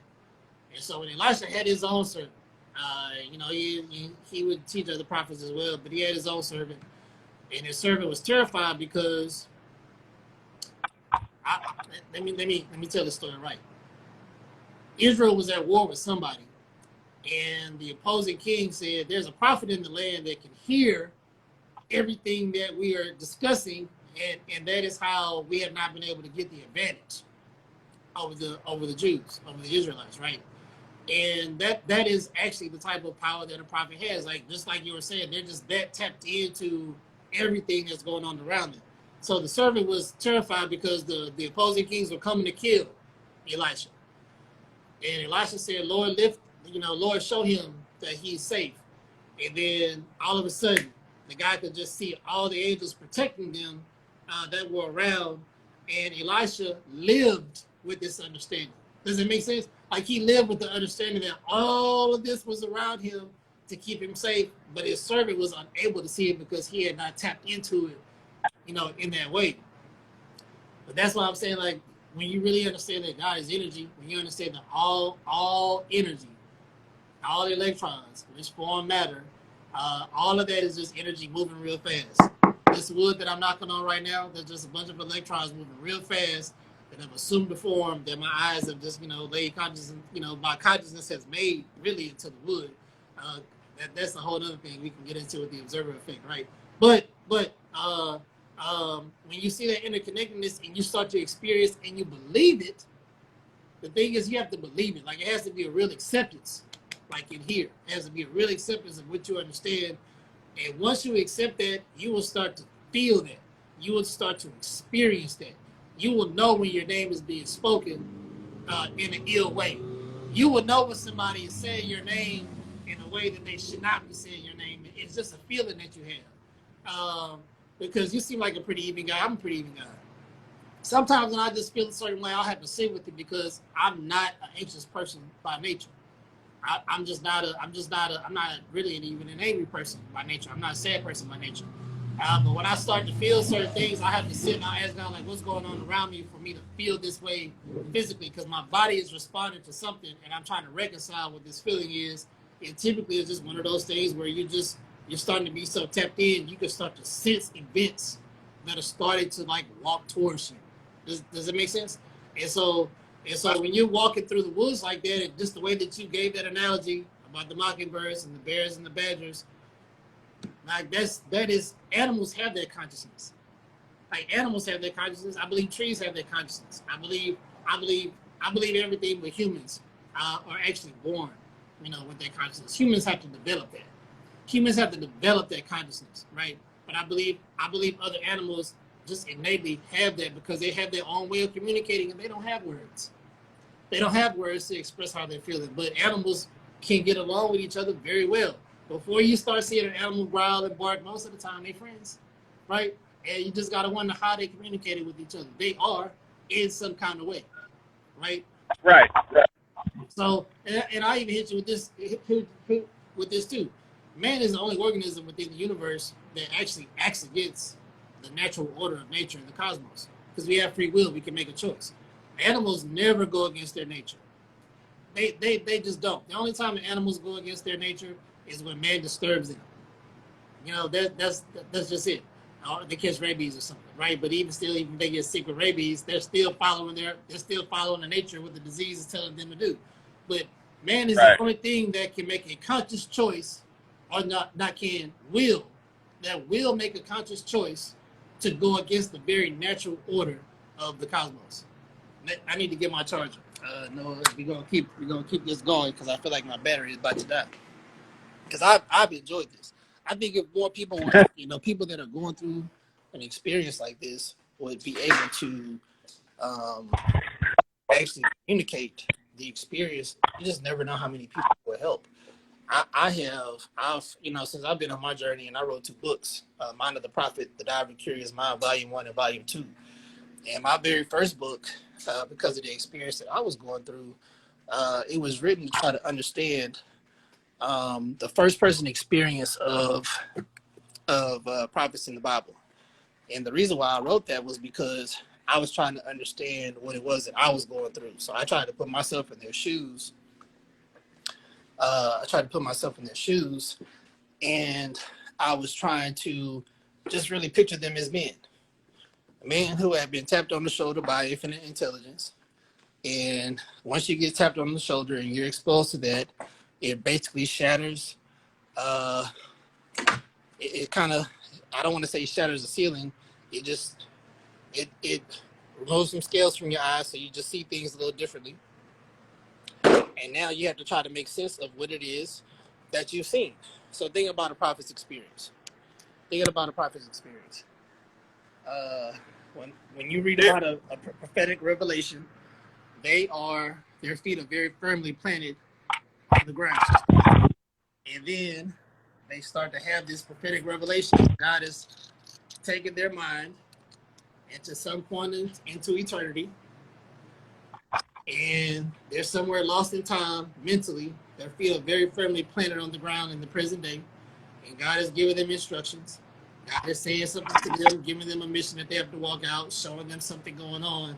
And then once it's over, the spirit leaves them, their feet still being very firmly planted on the ground. Now they got to walk that out. Now you just got to think, any man that's had that really close encounter with infinite energy like that, how can you be the same afterwards? And if you're not walking with people that have had the same experience, how do you even exist with them? How do you exist with them? Was it that cave story? Familiar with it? Say again? I think it's Plato's allegory of the cave. Yeah.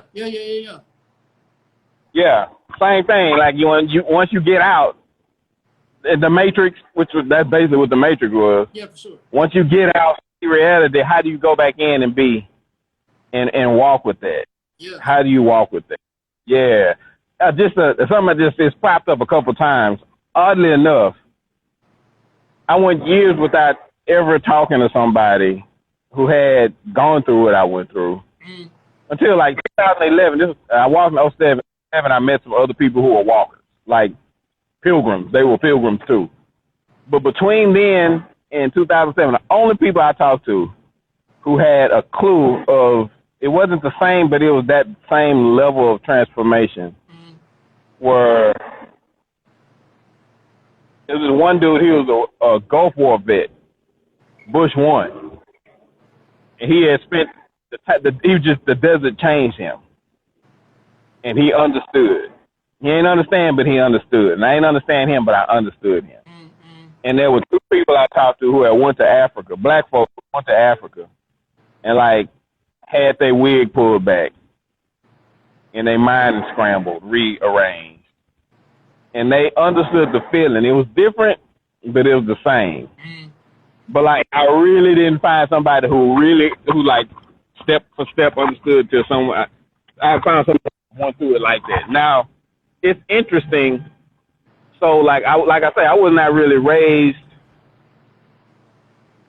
in doctrine of anything. And so it wound up like I didn't have language or the stories to give me a perspective on what I was going through. I just had the experience of it, and it wasn't in English.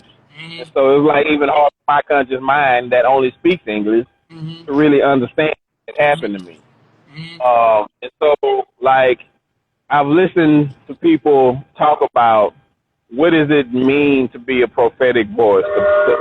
What is that? Is there room for, like there's the show On Being that comes on, it used to come on Sunday morning, and it's this woman named Kristen, and all she talks about is like, what is, like different people's spiritual journey and how that affects them in the real world.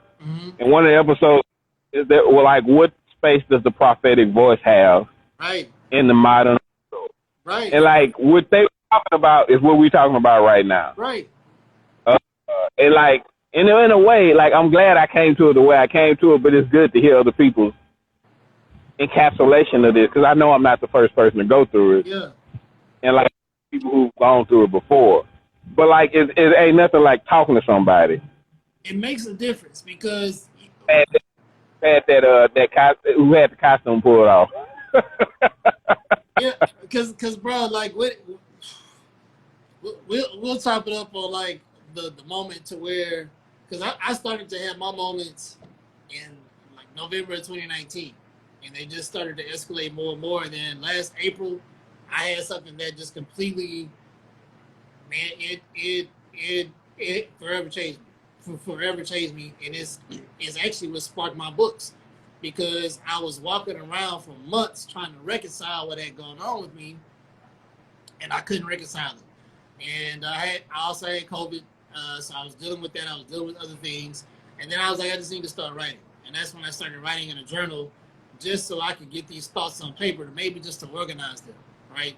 And the experience that I had was still so, in many ways, terrifying, in many ways, very enlightening, that I still haven't fully disclosed to anyone just how terrifying it really was. Even when I write to myself, it's just some parts of it that I don't even want to remember, right? But after going through it and finally started writing, I was like, okay, I started to become more comfortable with it, and now so much was being shown to me all at one time, and you're trying to make sense of it, and your mind can't make sense. Your mind can't make sense of it. Like in the Bible, how they talk about how these guys are describing, you know, what they're seeing and what they're going through, and it's written like very eloquently and very descriptive. They ain't doing that when they come out the moment. I'm telling you right now, it's no man's mind was strong enough. No man's mind was strong enough to be able to come right out of that moment and say, you know, this is what it looked like, chariots of fire and circumference of the wheel and everything else, and the cherubims and everything, all these foreheads and faces. No, like it didn't. No mind can do it, right? And so it takes time to even understand what you saw. It takes time to even for you to be able to discern all the elements of what you saw, all the elements of what you experienced, what they meant, right? And then how you're supposed to walk out whatever that mission is, or whatever that assignment, or whatever it is that God showed you.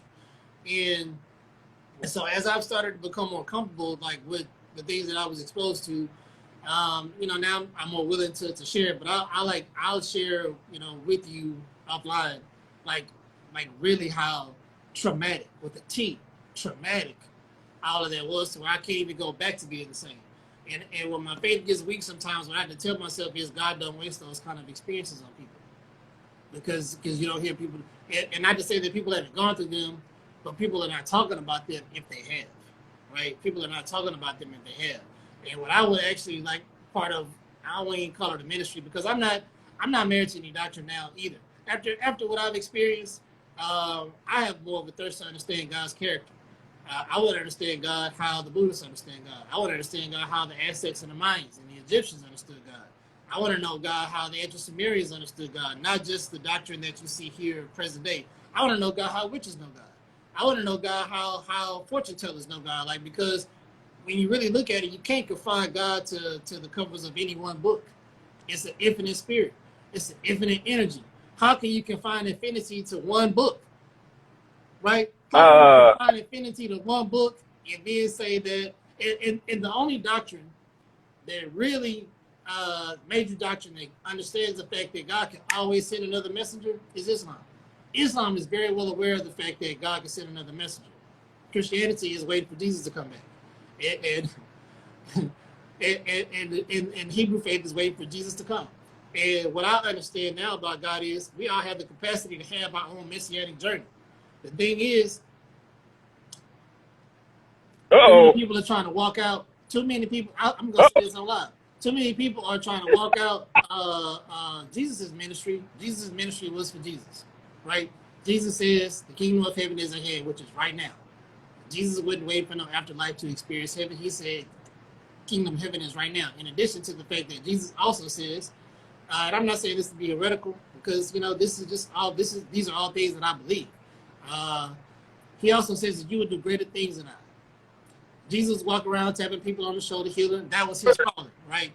But if you have the courage to ask God what he formed you in the womb to be, God says, I knew you before I formed you in the womb. If you ask him, who did you know me to be when you formed me in the womb, he'll show you, right? And you have your own ministry where you can still be just as powerful. You ain't got to walk out and be like, bam, you healed. That's not everybody's calling. That was Jesus' calling. That was Jesus' ministry. But everybody had something that only they could do and serve this world with if they have the courage to do it. I'm going to sting you with one more, because I love talking about this if you can't quit. And then we can get off of this whenever you want to, man, because I can run my mouth all day. Because I normally don't even let them go for this long, but it's reviving, so I'm going to just let it roll. The people that have had the most profound experiences with God as it's understood in the Jewish faith and the Christian faith, and I'll even say in Islam, is Noah, Abraham, Isaac, Jacob, Jesus, Job, okay? And, the prophets were tapped on the shoulder, right? They just kind of had their own thing going on. But I would just say Noah, Abraham, Isaac, Jacob, Job, especially in the Bible. These men had their own altars to God. They didn't go to church. And I just say the church don't have its place, right? But I think the church limits who you allow God to be in your life, because it's going to teach you what's in the covers between two books, right? Noah, Abraham, Isaac, Jacob, and Job had their own altars to God. The only person they answered to was God. God came to them directly and gave them whatever their assignments were, whatever their messages were, whatever he called them out to do, whatever anointing was over their life. They didn't have a go-between. They didn't have a filter. They got it directly from the source. And if you have the courage to get it directly from the source, and I'm not going to say bypass Christ, what I would say what Christ does, what Christ shows all of us is what's possible for each man. That's what Jesus shows us. Jesus shows us what's possible for each man if you decide to go to the source to understand why you were formed in the womb, right? Abraham, Isaac, Jacob, Job, and Noah know that. And I'm gonna stop there. Because I don't want to get too deep, right? I don't want to get too deep. But those patriarchs in the Bible, seriously, those patriarchs in the Bible had, with the exception of Moses, but he was called into his calling. But Moses also had his own altar. He also had his own altar to God, right? When you have I'm not gonna dare you, because I don't know who you are, and I'm not gonna say again. I'm not married to any theology. When I do have an altar set up in my house, but that is just so I can communicate with God as I understand Him. And you really can't even attribute God to a sex. Just patriarchally, we call him a he just because it's been understood that way, but you can't attribute a sex to God. Like, you just can't do it. God is an infinite spirit. God is infinite energy. God is infinite intelligence. And so when I sit out, I'm like, infinite intelligence, which existed before time, you are welcome here. Thank you for your presence. And when you understand that infinite energy is still here, can't be destroyed. Energy can't be created or destroyed. That's chemistry, baby. That's physics. That's science right there. The same energy that was existed at the Big Bang is still present right now. If you ask to tap into that ancient wisdom, like he'll give you that ancient wisdom. Like if you're that bold to go to him and be like, I want to know, I have a question for you. Let me understand this. Show me this. Help me understand this. The universe will respond, brother.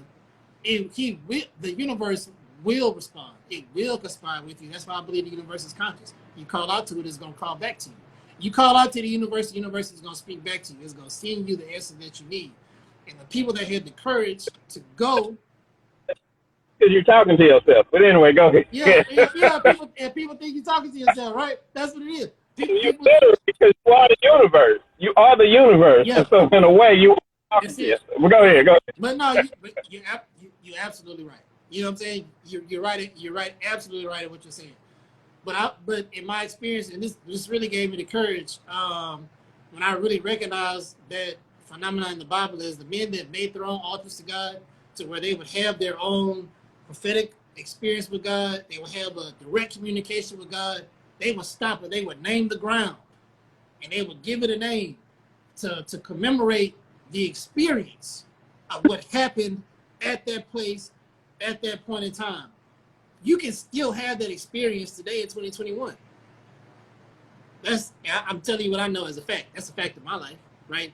And so I had it in 1919. You had the experience. You're having the experience. Exactly. I'm living the experience. I'm living. Yeah. Yes. Living the experience. And so yes.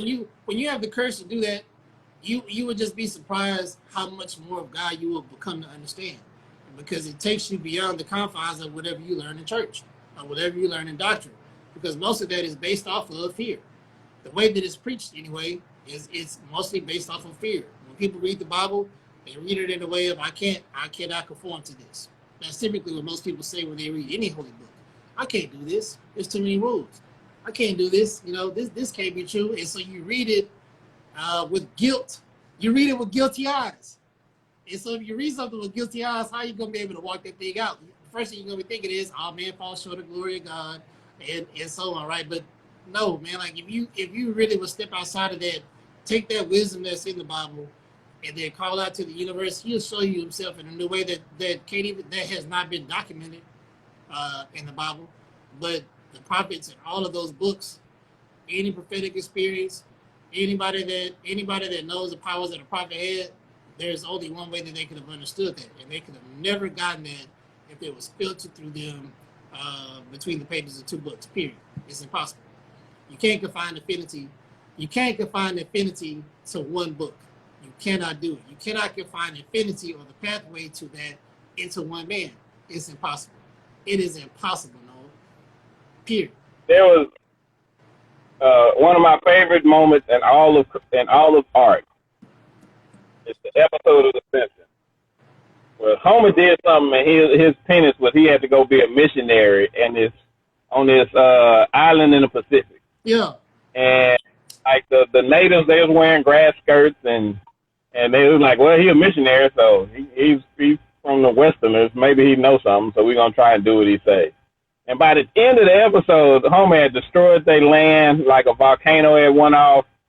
And he was like, maybe I did something wrong. Maybe I should just do what I'm supposed to do. And his last thing was he built this little church. It was about the size of a tiny home. And the last line of the episode was like, well, I don't know much about God, but we sure built a nice cage for him. That's it. Like, how can you explain, like, if the book has a beginning and an end, it's insufficient in between. Yeah. To explain everything, to explain the universe and how the universe works. And so, like, my thing about, like, when people try to push religion, they push in the cage that they put God in. But how do you fit something infinite inside of a cage? Can't do it. Can't do it. Can't do it. Can't do it. It just don't work like that. And first, you shouldn't want to. You shouldn't even want to, right? You shouldn't want to put God into a cage. Especially once you taste what it's like to be outside of the cave a little bit, you'll never go back into it. Never. You'll never go back in the cave, bro. You're just gonna keep walking because Every day, you just see more of the universe that's being exposed to you, and you look back at the cave, and the hard part really is just trying to get more people to come out of the cave and peek. Just peek a little bit and see, because your life changes. You understand things different, and everybody has to be ready. Um, and we'll wrap this up in at 6:30, bro. Just so we don't talk for more than 2 Hey, hours. what time is it? Now, like we've been doing. I appreciate you, man, because this is Go on. cathartic. This is cathartic for me. This is cathartic for me, bro. Because normally all of this would this is all stuff that I write in my journal. These are all thoughts that I have in my journal. And when you realize, I'm gonna tell you something else, man. Like this is another thing that really helped me to start understanding how conscious the universe is in a lot of ways. When the Bible says that the power of life and death is in the tongue, and One more time. Say it again. the power of life and death is in the tongue. In the tongue. Okay, All right. and people don't really understand the gravity of that statement. They don't understand the gravity of that statement. If you added up all the good things you said in the day and all the bad things that you said in the day, and then you step back and you look at your life, then you will see a reflection of the words you speak, period. The book of life is nothing more than a recording of all the words that a man has spoken over himself over the course of his life. It's not always about your actions. Your words are going to lead you into action. Out of the depths of your heart, your mouth speaks. So that's why people will equate your book of life to the actions of whether you did there good or bad. But just take a step back and see what led to the action. What led to the action? It started with the thought that came out of your mouth, and you spoke that out, and your life reflects what you speak, period. Your life reflects what you speak, period. That's why affirmations are so powerful.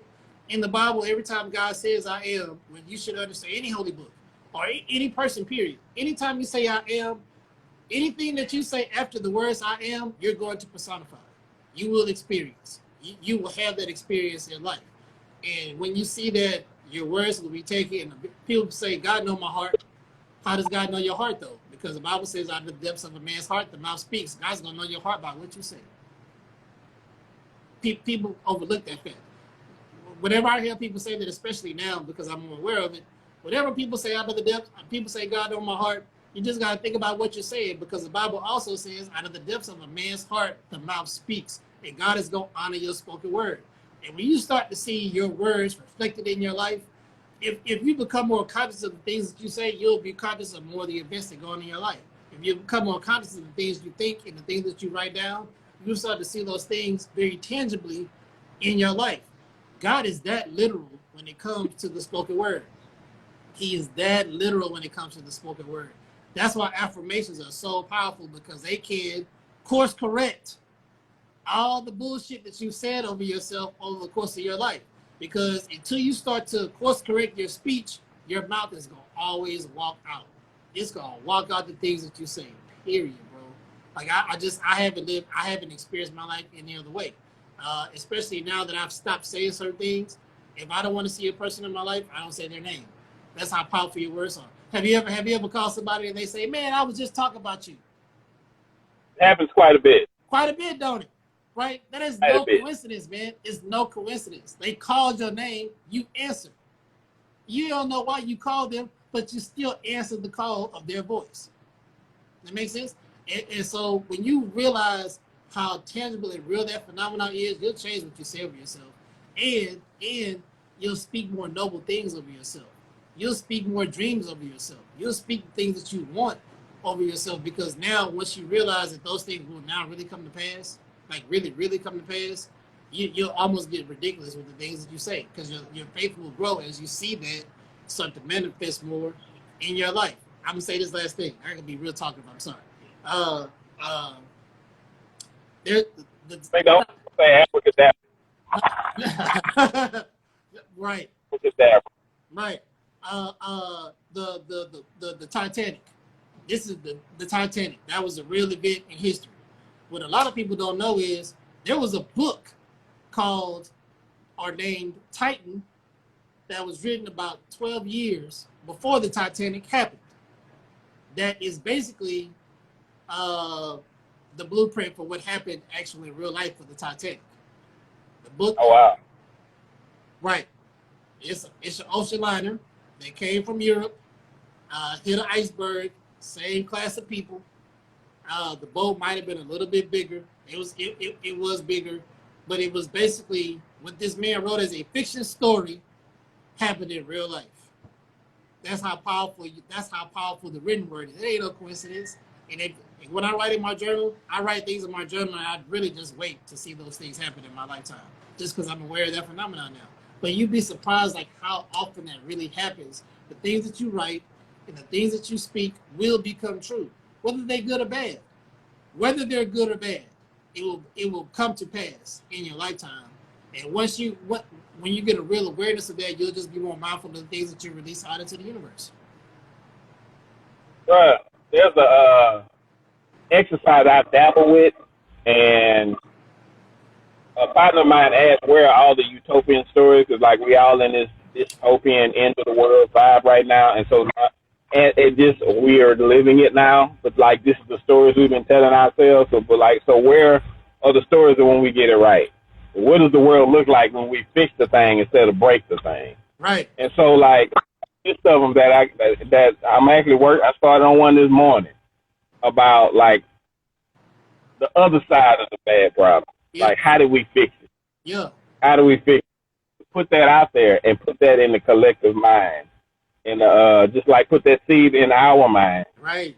So it right. And hopefully and it'll grow more than the other stuff. Right. Because that I feel you, man. Yeah. Yeah. Yeah. So certain things you say and certain things you should say because they need that. Right. Yeah. Right. Yeah. So we'll close it off here. No, this ain't gonna be the last time because I feel like we got most stuff to talk about. I've enjoyed this. Let me just say that. I know we talked about a whole bunch of stuff, and people were like, "What are these dudes over here talking about?" I don't care. Like, listen, I don't care, man. I don't care at all. But because the thing is once your eyes are open to, what's possible in life, like really what's possible in life, like really what's possible, really more so for yourself, for the understanding that you can get for life for yourself in the way that things can be exposed to you. And I applaud you for the walk that you did because you got a chance to, and then also spending time with homeless people.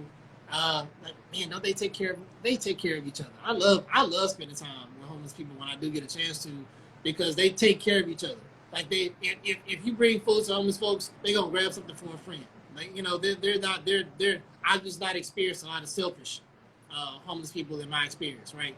But the walk that you had and the journey that you're on, I applaud that because it just woke up something in you, and you just detach from certain things, but your life is still more complete than if you have a lot of material abundance, around you. And so I'm glad that you came on the show because it was just helpful for me to just be able to get some of this out, and then also just hear your experience. Now I want to go walking in the desert under the stars. And I highly recommend. Yeah. I highly recommend. Be warned. It's as dangerous as you think it is, and it's as difficult, but ain't no other way to do it. Ain't no other way to do it. Now, and I know since we both on this live, you still there? Yeah, I'm still here. I really want people. I want you to run down everything, like where people can find the podcast, everything. And I got some stuff I want to go through, but like there are, just thinking back, like on my. So you came from the inside. You were inside the church, and you evolved out. Yeah. And taking. I came from the outside, and so like I'm picking up stuff from inside of here, inside of there. If you look at the world's religions, they are formed in deserts, in mountains, by the sea, or in forests. They are formed where you can feel nature at its most powerful. Yeah. Where you're closest to the reality, like I am of this stuff. Yeah. Even if the people at that time don't know that this stuff came from the explosion of a star that gave birth to this whole solar system, Yeah. which came from the collapsing of galaxy which came back to the Big Bang. Yeah. Even if they don't have that level of connection drawn in their cultural consciousness, Yeah. the understanding that I'm from this dirt, Yeah. sunlight, the earth, fire, wind, and water in this world are in me because I consume this, I am this, I come from this, and I'm going to go back to it. So there is no separation. None. Like, that is, goes up. It just keeps going up. And you already been down the walk, bruh. So, like, I highly recommend you walk through the desert. It's going to take you to the next place. I have aspirations to go to a few places. So I think I saw my friend Michelle get back on. They have like 73 acres of campground in New Mexico that is people of color safe. And I've had them on the podcast. I know, right? I know, right? So they're having a men's retreat coming up in August. I've just kind of been even running in my mind like how I can even have an event there. And I'm just curious to go out there because I just want to connect with it. They said on a night with a full moon out there that is it's lit up like a football field. I want to experience it. Like they're out. Oh, so Yeah. Like, at night, yeah.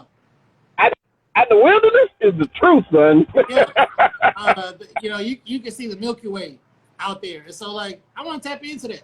I really want to tap into that because when I sit outside, I really do. Like, when I really do sit outside, I really do ask, what wisdom do you have for me? Like, I'm talking to all of it. I'm talking to all the energy. Like, especially starlight.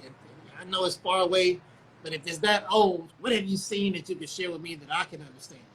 That I can now collect? Right. What are you carrying with you? What you bringing this way? Let me get some of that. Yeah. Let me just catch some of that, man, so I can just, bring this out, and share with other people because I just really feel like I know a lot of people that have disconnected from the church.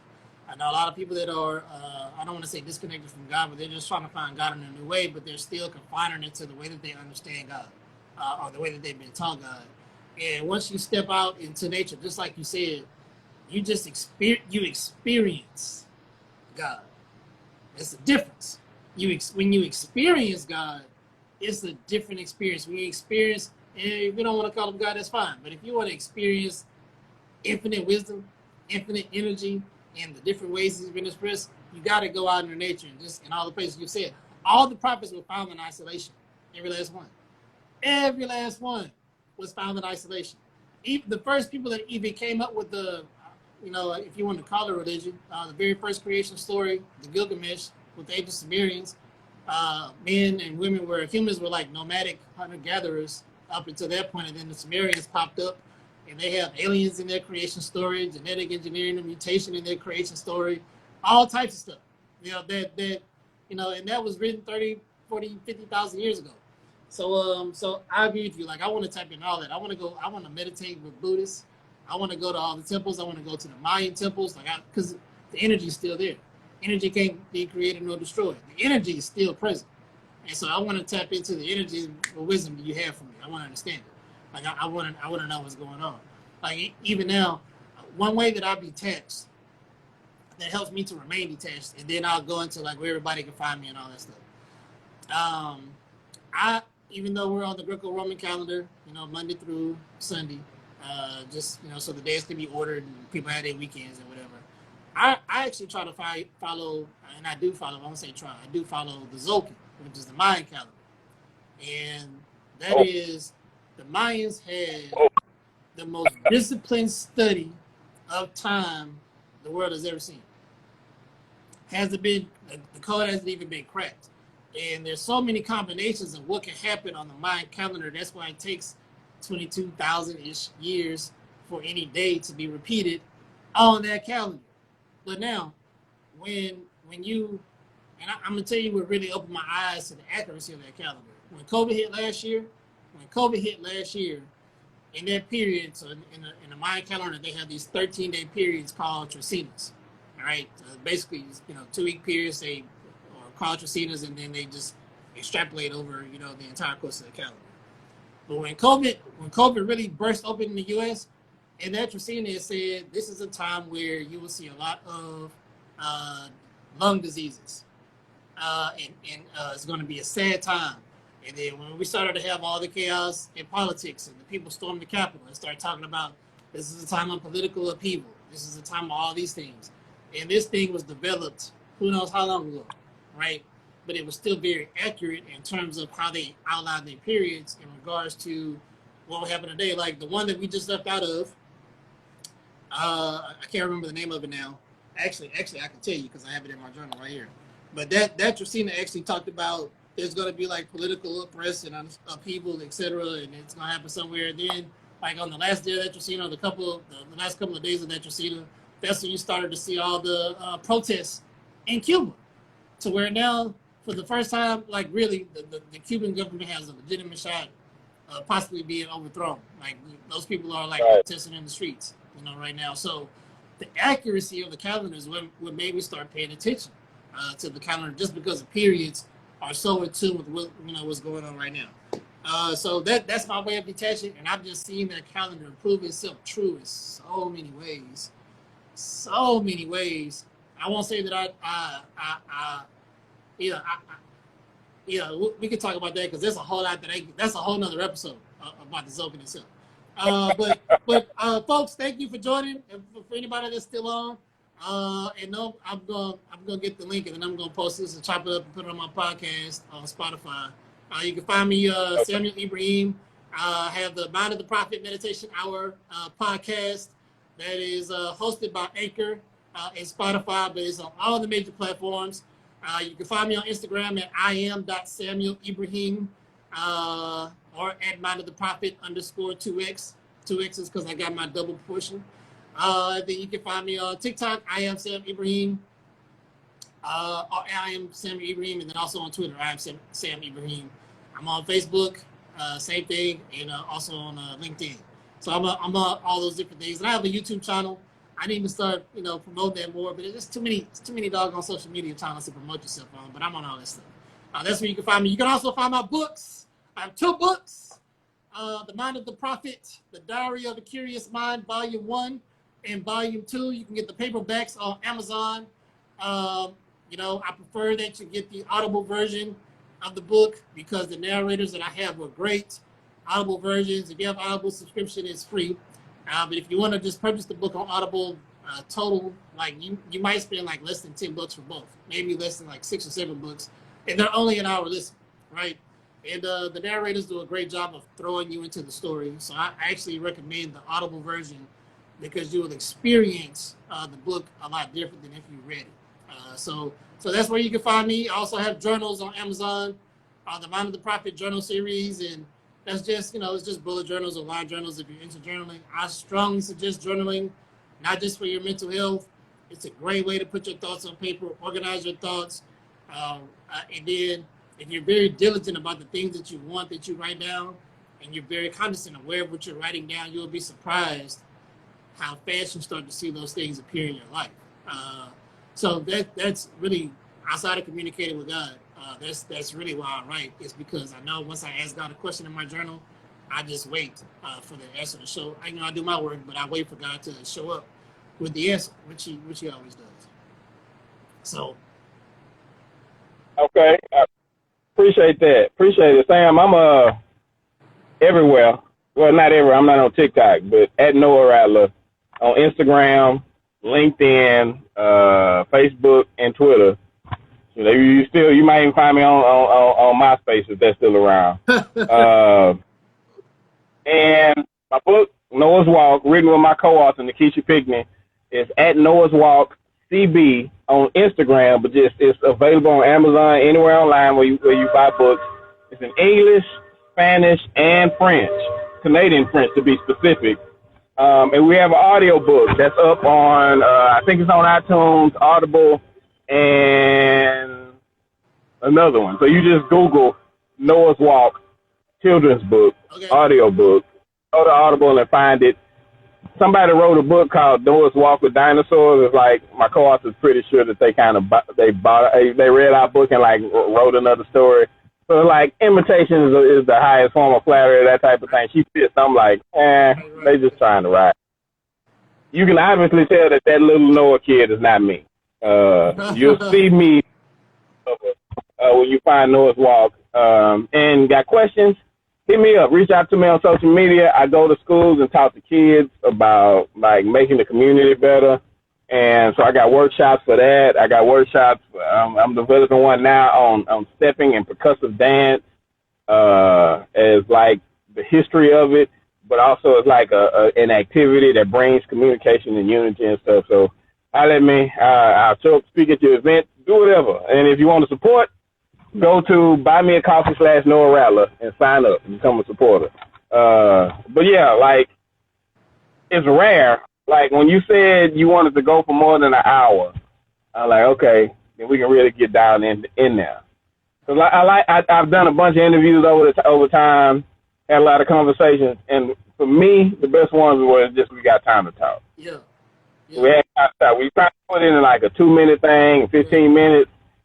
It just you can't get into it. And I know it's not easy for everybody to listen to, but for those that do, that's what a real value is. That's it. And you know, so and give context. Yeah. And context is what it is. Like without you can't. When you have to figure out what I'm saying, because I just said a little bit, you don't get what I'm saying. Yeah. Yep. Yeah. So I appreciate this. Like I said, man, this might have been a therapy for me. But I think more conversations like this need to be had. So I'm just thankful that you and I could even have this conversation, because even if it's just one person that's shook and loose, you know what I'm saying? One person who's, because here, once your subconscious mind hears a divine truth, it's going to be trying to figure out what did he mean. I've heard that before. Like I know what that means. Like I know that was the truth, because the truth don't need no help. And once you hit the subconscious with the truth that it ain't never heard before, then the subconscious is gonna be trying to figure out and answer that question. It's gonna try to understand that experience. So that's why I don't mind if it's just 1 or 2 people that are listening, because those are the 1 or 2 people that are gonna tap 1 or 2 other people on the shoulder, and it's gonna be like compound interest over time. And then the work is done. So I appreciate you indulging me for this long. And we'll definitely do this again, because I feel like we can take this conversation because we ain't got into like super heavy stuff. I think we can go deeper. I think we can go deeper, Noah. We can go deeper. We can go deeper, baby. I think we can do it. But no, we'll chop it up, and you and I'll just catch up one day and we'll grab a coffee, because I would just like to hang out with you, man, and just like talking, not in front of the camera, just like have real grown man talk. Let's do it. All right. Let's go. All right, everybody. We are signing off. This is Samuel Ibrahim, Noah Rattler, 2 Prairie View Panthers. Yes, sir. Being productive people out here in the world. People. Signing off. Good night. I'll let y'all.